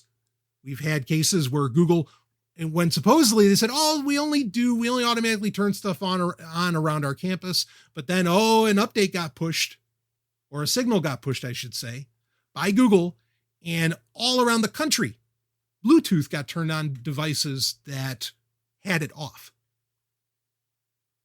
That's the danger of a soft switch. So, there's more to the story. You could keep reading on about it. He brings up about the Halo fitness service and how, putting this entire package together, it really turns into a very real privacy nightmare. Yes. That's exactly what I've been at least theorizing or reporting on long before anybody else bothered with Amazon. But now it's all coming to head. And it is amazing. I mean, I have to give Amazon, I guess, credit for having the balls to just put this stuff out there. And yeah, like they changed things when the Echo came out, right? Because they leapfrogged entire categories. They wanted to put out a phone. The phone failed, right? The Fire phone. Failed.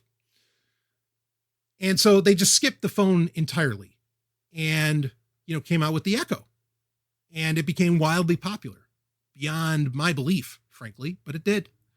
And they're basically just constantly trying, I think, to do that. They're trying to leapfrog and release things that no other company even thinks about, right?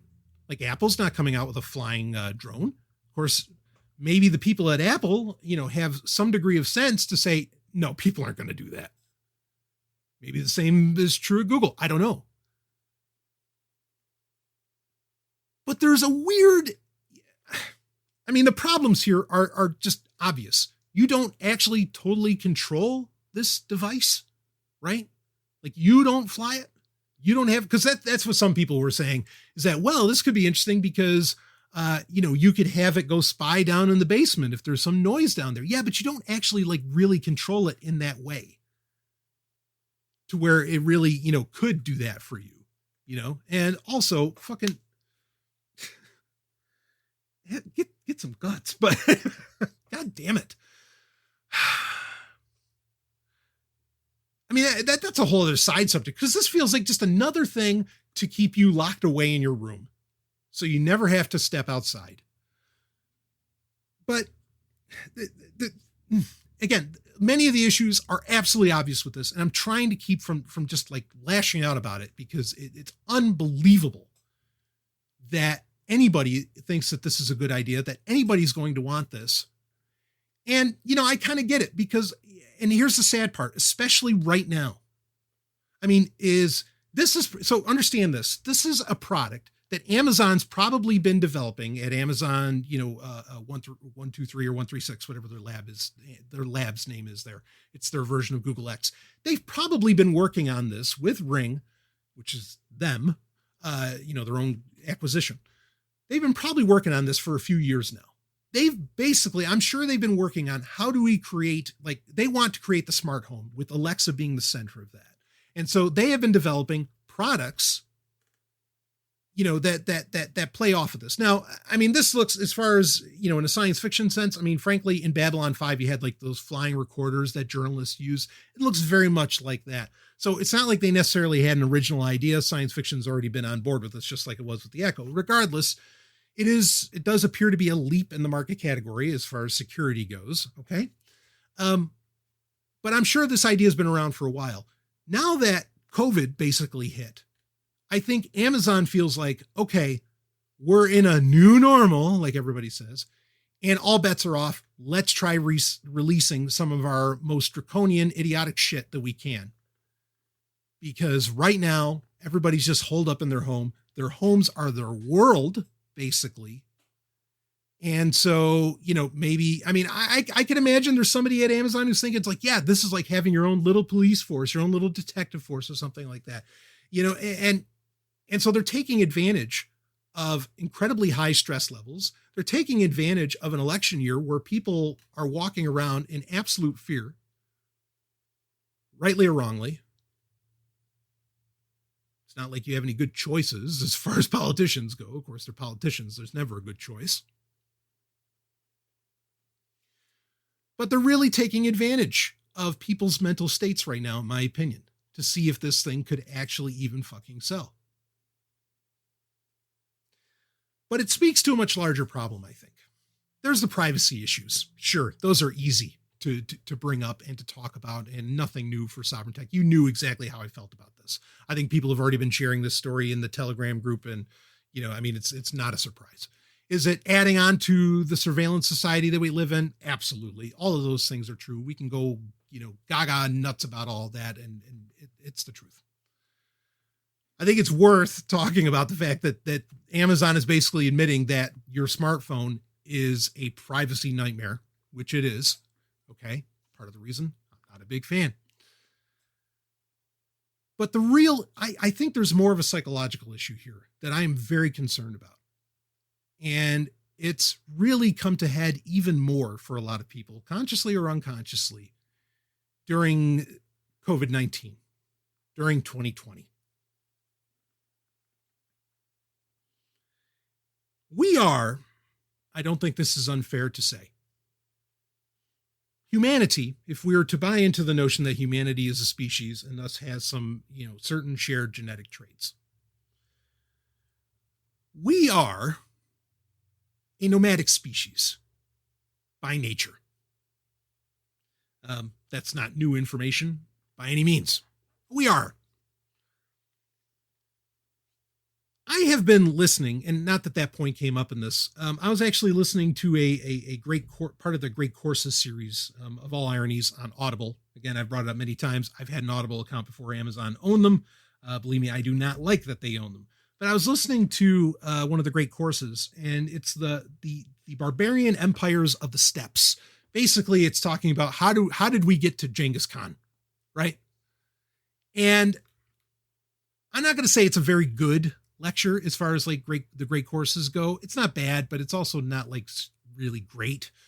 I'm not unfamiliar with these barbarian empires by any means. So I feel like there's a lot of things that were skipped and overlooked and not enough diving into certain aspects of what, allowed half of these things to be. But a point that does get accurately made by the lecturer in that is how part of the reason that Genghis Khan and really the nomadic people of the steppes were able to create massive empires, were able to constantly thwart, say, the Song dynasty, China, or to, convince the Turks, to come on their side or whatever, which, I mean, granted, the Turks were also, fairly nomadic, how they were able to avoid resting, falling under the thumb of the Byzantine Empire or even the Bishop of Rome or whatever, was because they were not centralized.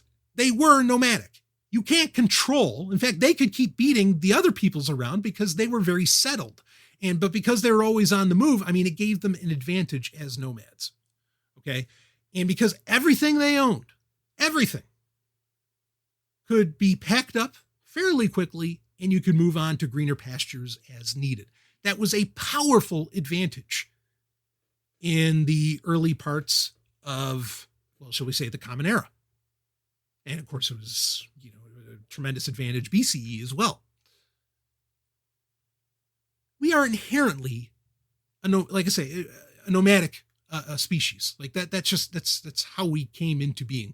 And even though, because again, I mean, they even call it, right, the barbarian empire. They're considered barbarians because, they're not so civilized, blah, blah, blah. I mean, that of course, that argument's horseshit. You can be nomadic and still be incredibly civilized, right? And one only need look at digital nomads today to know that.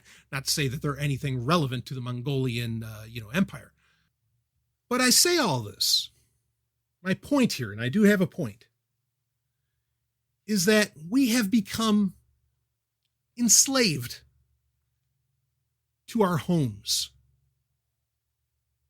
Yes, we've become, you could argue, serfs and vassals and whatever else to, the people in Washington and blah, blah, blah. We can go, the neo-feudal lords and all. We could certainly, use a lot of those very flowery terms and everything. But ultimately, we accept a lot of treading, shall we say, on our varying human liberties, like privacy, among other things. We accept them. Because if we don't, we lose a lot of our creature comforts. And I'm not saying that you choosing creature comforts over, say, freedom, or, pick your term, is inherently a bad thing because you can make these choices. But the real problem is that so few are even aware.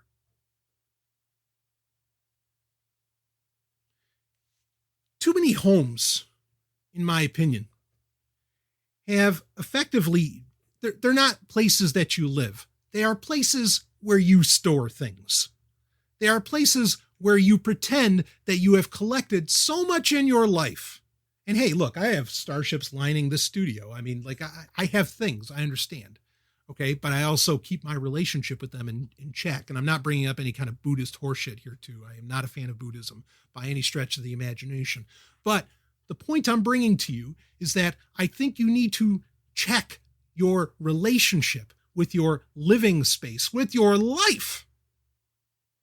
If you think for even a nanosecond that you need a flying drone with a camera that ultimately connects to the government at the end of the day in your house, what is going on? What is in your house that is so goddamn important that you feel it necessary to empower authoritarian structures?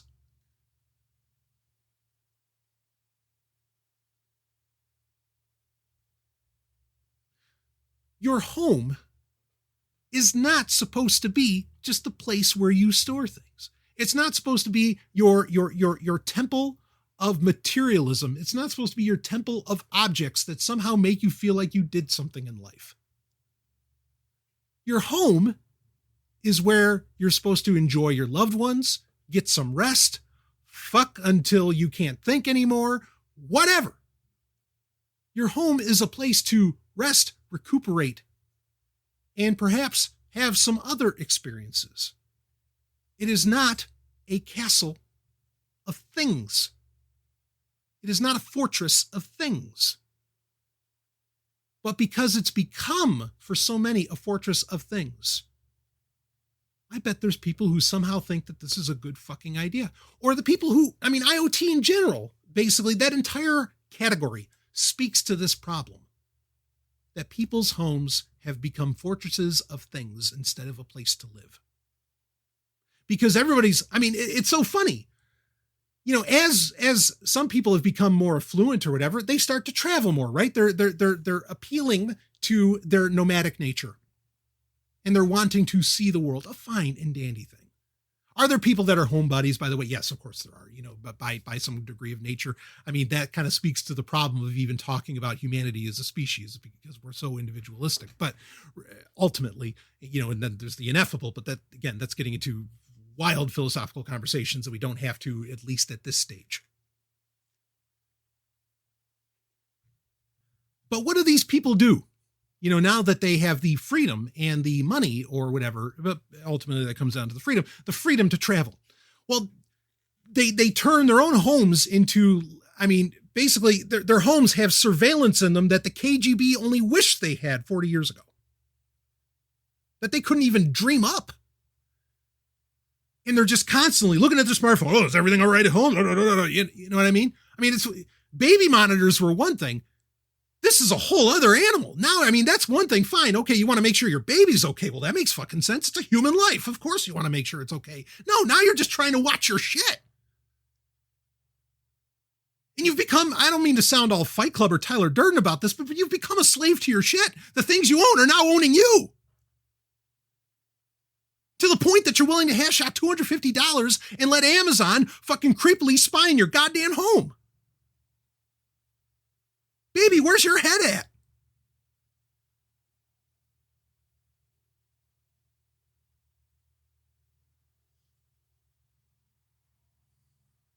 That's where I'm far more worried.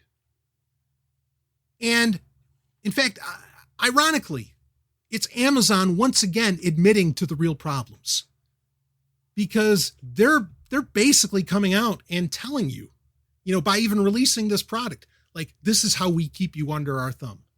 Is that you feel like what's important is the shit under your roof instead of your own goddamn life and liberty. They're being perfectly honest. I'm not going to applaud them for it, because people can be honest with you and you can still get angry about it. But not enough people think about that. Do you know the reason I think that there aren't bombs dropping? There are bombs dropping constantly around the world, but in other places, but in more of those, places where people buy Android Go phones, I guess, right? Developing countries. Do you know why bombs aren't constantly dropping all over the world? Do you know why there aren't constant wars and all this? It's not that humanity has changed. Humanity hasn't changed. Are you kidding me? I was just here at Ice Planet Zero in New Hampshire just this past Sunday. I was watching, frankly, they look like the fucking rejects from the Libyan Toyota war. They're just... You got these gang members just driving by and they're all honking. If anybody like gave them the finger, or probably even like raised some kind of sign against them that said, fuck Trump or something like that, they probably would have gotten out of their cars and started pounding on people. They're annoying as fuck. People are just trying to fucking relax on a Sunday and they're driving around honking their goddamn horns like a bunch of goddamn morons. Okay. Saying goddamn way too much in this episode, but it doesn't matter, slap nuts. We're going with it. And the only reason that those people aren't necessarily getting violent, let me tell you why. It's because of Netflix. No, I'm not kidding. It's because of Netflix. Because dropping everything is so, all the things that you have been trained to enjoy in life, or told is important, be it your fortress of things or your connection to the latest comedy special, which is piss poor and, George Carlin would wipe the floor with, or, that you've got to watch the latest episode of Game of Thrones or whatever. Thank God that's over. But whatever, if you dropped a bomb, you'd lose access, right? Everything's so interconnected now. That's why people do. But just because it's all interconnected and maybe, such violent acts, bombs aren't dropping anymore, doesn't necessarily mean it's inherently good. Yes, it's inherently good that bombs aren't dropping, but that doesn't mean that the reason that they are is inherently good itself. You are not realizing the nature of the infrastructure and cage that you are sitting in right now. You think it's extreme that I don't want to look at screens anymore? Or are you kidding?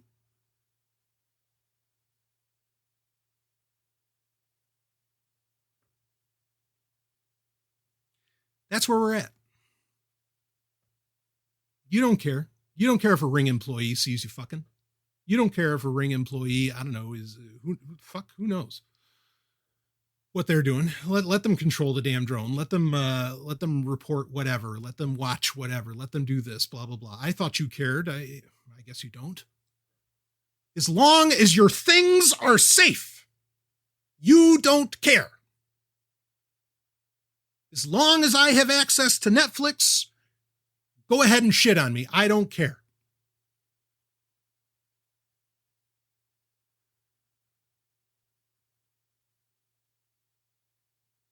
Stallion, what's the answer? What do we do? The answer is reconsider your priorities. Reconsider what actually matters to you in life. Reconsider what the fuck you're doing in your life.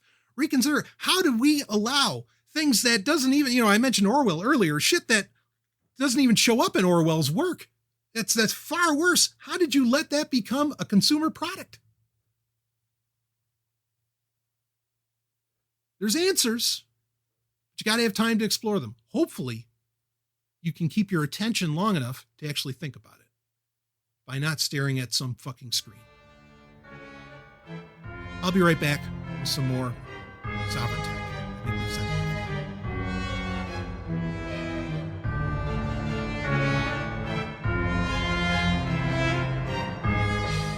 Hello, Sovrynati. As you know, Sovryn Tech proudly no longer puts content behind a paywall and makes thousands of hours and episodes available to you totally for free. But if you feel that stirring in your cockles or that special feeling in your heart, I beseech you, nay, I implore you to help the show out by donating. Frequenting our sponsors is key, but donations from listeners like you has always made the show go round and round. You can go to sovryntech.com to set up an automatic monthly donation, or you can donate via the Bitcoin address in the show notes. And now you can even donate with the Cash app at cash.app and use the money tag Sovryn Tech. So many ways to help out the show, and I'm honored by all of it, allowing us to build and be the future. Now, let's get back to the show.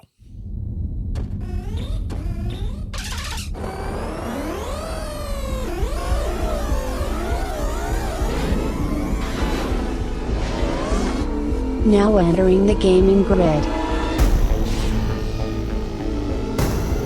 The latest gaming news, reviews, and retro culture, as only the man of tomorrow can deliver.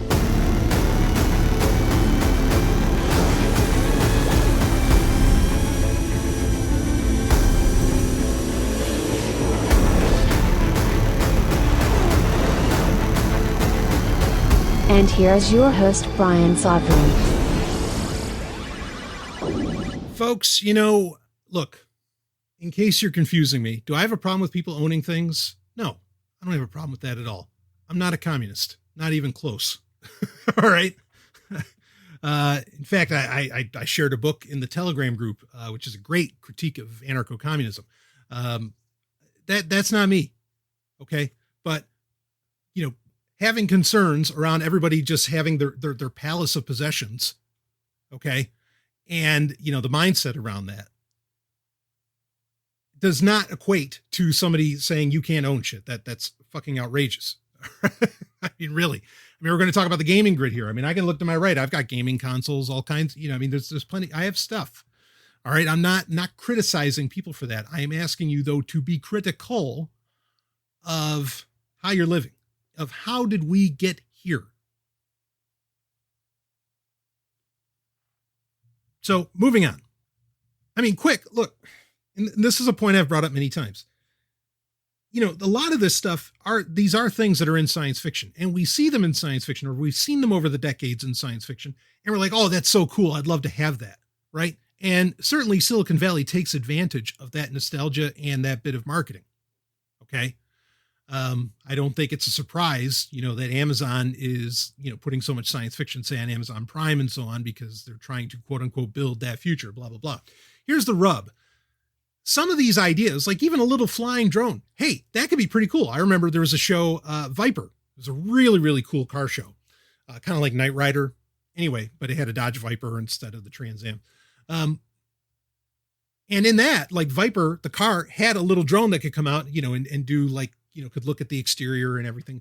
But that drone just sent video footage and was controlled and operated by the car, and just the car. It was not connected to the cloud. It was not connected to Amazon. It was not connected to the government. It was not, well, other than Viper being a quasi-police program. But beyond that, you get my point. Okay. Is that, sure, there are a lot of things that I see in science fiction that I'm like, oh, that'd be cool. I'd love to have that if it only connects to my local area network. Not if it's controlled or sending data to quote unquote the cloud. Then it becomes a problem. And that's part of the major issue here. Hey, great. Again, this could be really cool to set up for, for your own use, but that's not what none of it's being sold for that. None of it's being used for that. So moving on, Amazon Luna. There's not a whole lot to talk about here. There really isn't.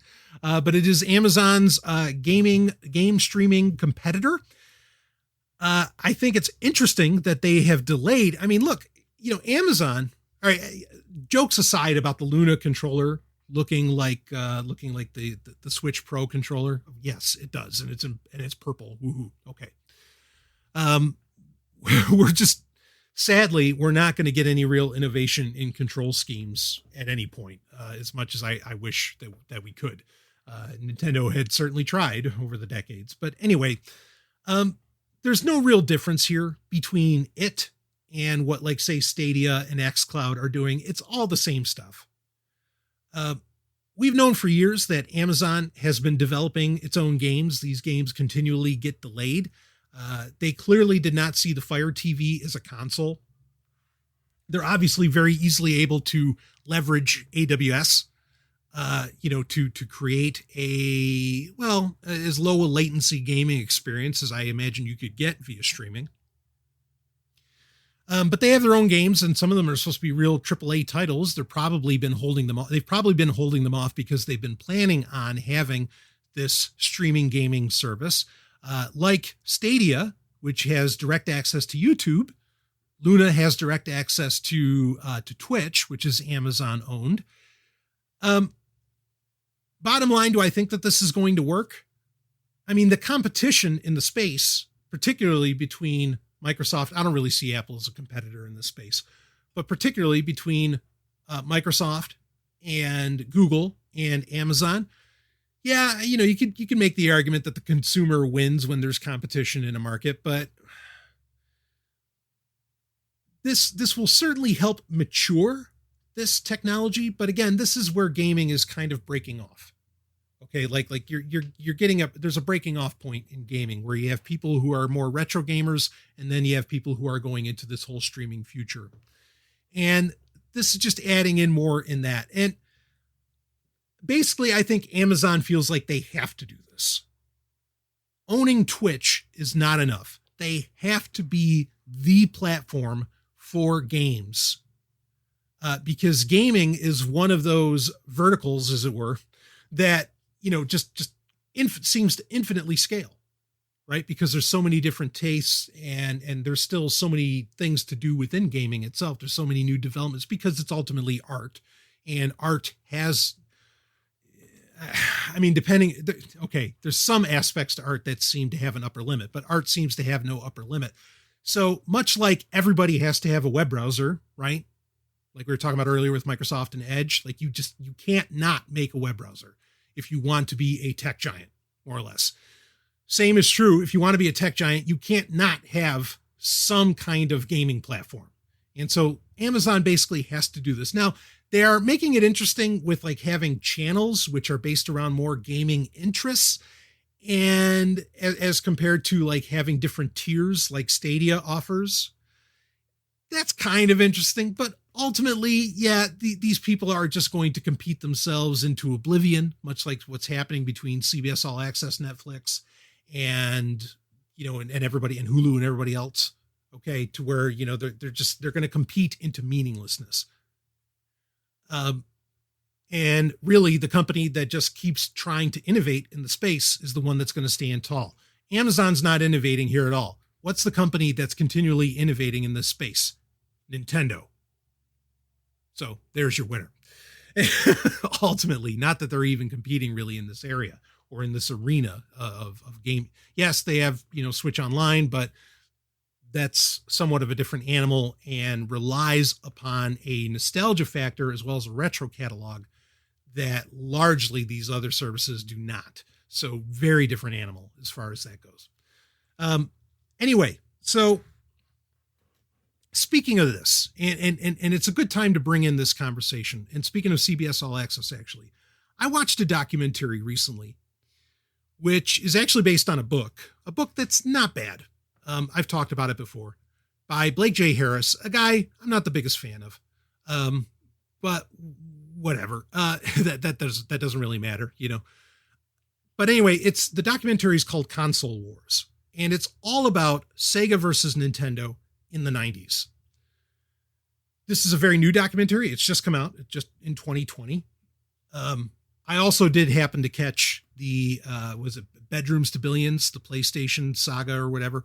I might review that at a later date. That's certainly an interesting thing to talk about. And certainly the Console Wars documentary does touch on the PlayStation a little bit. But I want to review this here. So we're going to end off the show with something that's, you know, a little more interesting, not something that I need to yell about. But I actually think I'll say it out front. I think it's a shitty documentary. It's a documentary that I love Sega. I love the Sega Saturn. It feels like the real point of the documentary is to talk about like why the Sega Saturn didn't really win, why Sega ultimately failed. And that's certainly an interesting story to tell, but it felt like very cheerleadery for Sega. I don't even know what term to use.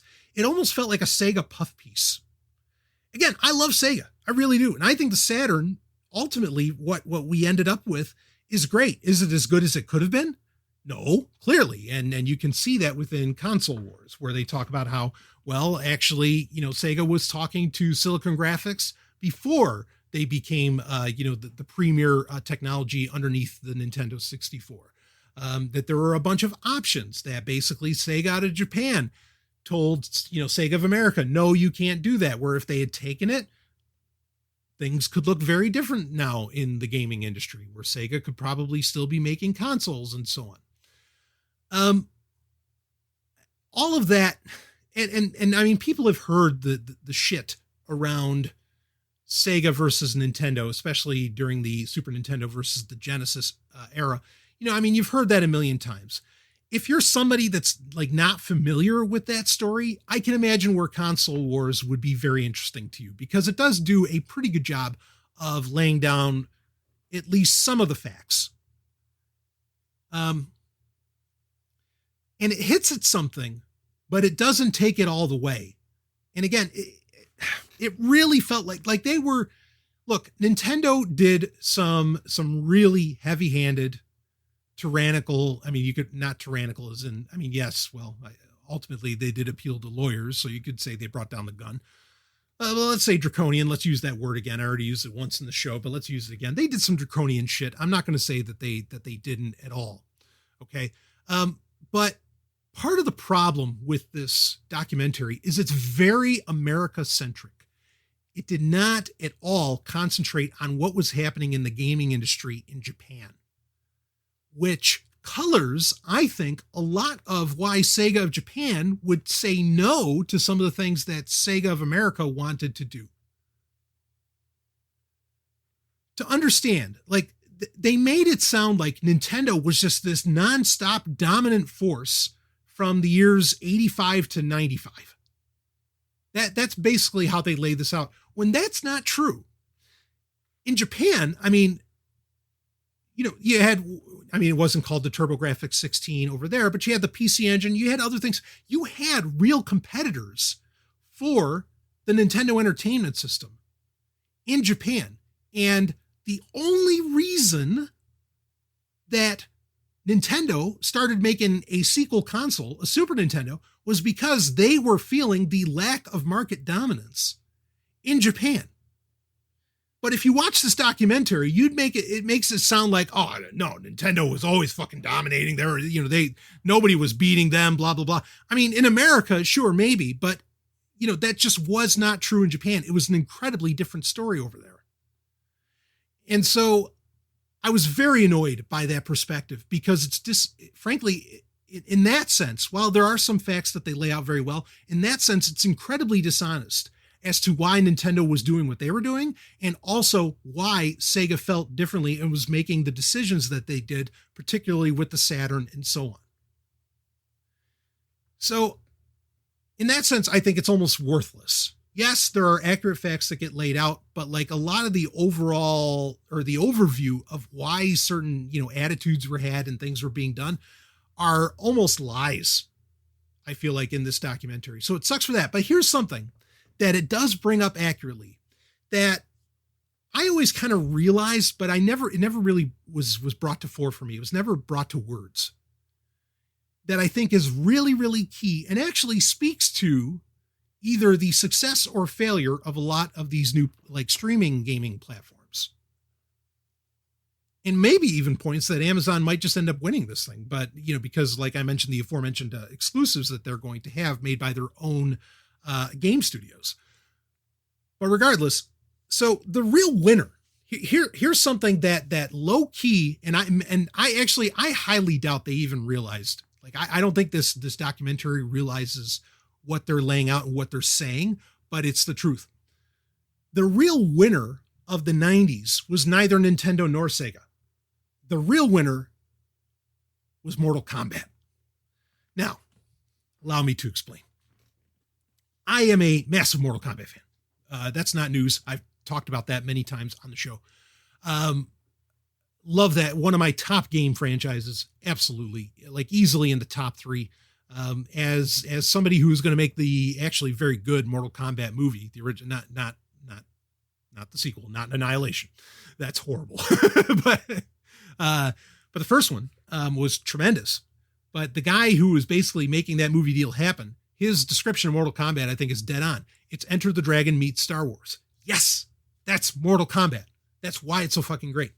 So the documentary talks about what a big deal it was that both the Super Nintendo and Genesis both got Mortal Kombat, and how the Genesis really got a leg up because it had all the gore and everything, even though it didn't look as good as the Super Nintendo version and it wasn't as powerful. It got the attitude, the spirit, shall we say, of Mortal Kombat better than the Super Nintendo did. But the fact that there was Mortal Kombat Day, when the game was released, and it was released on both systems, that was, pun intended, a game-changing moment in the industry that did not happen before. Okay, not really. Those sorts of things kind of happened in Japan, where you'd have, games get released on multiple platforms. But in America, that wasn't so much of a thing. So when Mortal Kombat dropped on both consoles, it actually, it basically pushed both consoles and forced both consoles, even though Genesis was already playing up a more mature attitude, forced both consoles and gaming in general to grow up. And it really did. It's the game that did that. And when you hear, so if you want to watch this, go ahead, but pay special attention to the Mortal Kombat segment of the documentary, because that tells the real story, is that it's never the hardware. The hardware is frankly inconsequential at the end of the day. In fact, really, I think that can be proven with Sony, because the PS3 almost broke the company because they banked so hard on the fucking hardware. They thought that really, really mattered. Doesn't matter. What matters is, do you have the great game the game that no matter where it sits, what it's being played on, that it is the dominant force, right? And also that game cannot be an exclusive. It has to be cross-platform. Okay. And it has to be what everybody talks about. And ultimately, like, that's really, we talk about, everybody talks about, like, how is Nintendo still going? Why is Mario still a big deal? All these different elements that people just can't seem to understand when, there have been games that have surpassed things that Mario has done. Why is Mario still a big deal? Because, again, even the Nintendo platform, the hardware does not matter. It's the franchise. It's the character, the story, whatever, that really matters. And you might be saying, well, this is obvious. Yeah, but it's not. Okay. You don't realize that what made gaming the dominant force that it became in the 90s was not Nintendo or Genesis. It was Mortal Kombat. And right now, I very much feel like we don't have anything like that. There's things that could be, but they're like exclusives behind a certain console, and consoles are so fucking expensive today. Not everybody can jump on them, right? And none of these streaming services are going to get the Final Fantasy VII remake, or they're not going to get, I don't know, pick your poison. They're not going to get, they're not going to get Hyrule Warriors Age of Calamity or Breath of the Wild 2, or I don't know, take your pick, right? So now Nintendo's pretty smart in taking advantage of a lot of this and the price wars are interesting to talk about in the 90s as well. But Nintendo keeps their, basically the cost of their consoles at a much lower level, at an entry level, to where, again, the hardware almost doesn't matter. In fact, this has been kind of proven. This point's been proven with the new Xbox, right? The latest Xbox coming out. What is the 1 terabyte hard drive? The official 1 terabyte hard drive option for it, expansion option for it, costs as much as a Nintendo Switch, like a Switch Lite. And that's why for Nintendo, they can make Breath of the Wild and everybody will still play it because their hardware is cheap enough to where it does make sense to buy their hardware to play that one great game. But the great game is ultimately what really matters. Minecraft is probably proof of this, but you've got to be of a certain mind, I think, to want to enjoy that. It was really revelatory. And I, again, they spend some time talking about Mortal Kombat, but they never really bring it to head that actually the console wars are ultimately bullshit, because neither of the consoles actually really won up the other. What really won was Mortal Kombat. And in many ways, I still think that's not that Mortal Kombat is necessarily the dominant player anymore, but it's still the point that a franchise is what is really dominant, I think, is still true.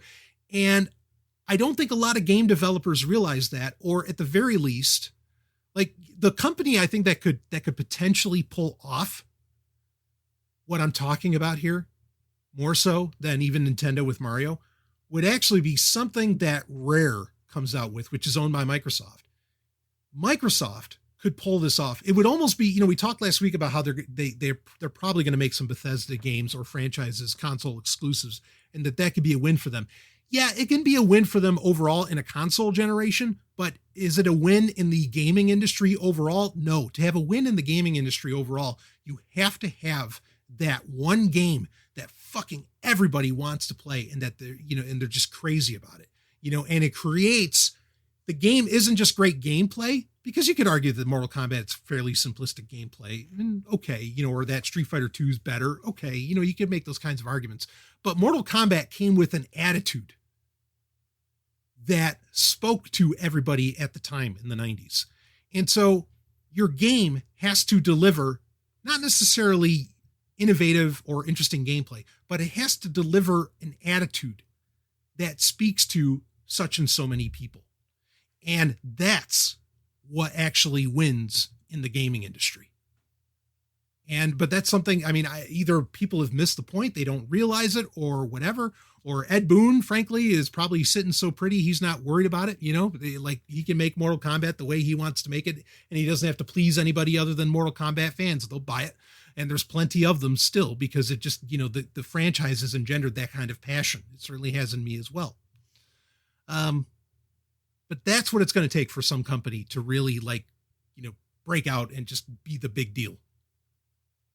But I don't know that anybody wants to do that. And I don't think anybody wants to admit to it, because again, that's more of that, oh, we can't hoard, this talent anymore. We can't do this. We can't do, nobody's willing to have that incredible cross-platform experience. Not really. And you could say Fortnite is that, and maybe that's true. Maybe Fortnite has kind of pulled that off. Maybe some of these other games have kind of pulled that off, but it's so fleeting and so cheating to the consumer with IAPs and loot crates and all this other stuff that it can't stand. So it kind of hits that point that Mortal Kombat did in the 90s, but it doesn't have any staying power because it ultimately cheats the consumer. So anyway, it's the things not said in this documentary that are what are really, really interesting, but you kind of have to know about them, or you have to realize them to really appreciate it. So ultimately, I mean, if I was to give this like a ranking, I'd give Console Wars, the documentary, I'd give it like a 3. Maybe a 4 or a 5, but only because of the Mortal Kombat segment. And again, they don't explicitly say just how powerful that was. They really don't. And they should have, because it would have been a far more interesting documentary, quite frankly. In fact, a really great Mortal Kombat documentary. That's something we need. So anyway, that's it for this episode of Sovryn Tech. I've been going on into overtime for far too long. We will wrap this one up. Feel free to donate to the show. Of course, go to sovryntech.com. Really honored by all of those that do. And please frequent our sponsors. And I will see all of you on the other side.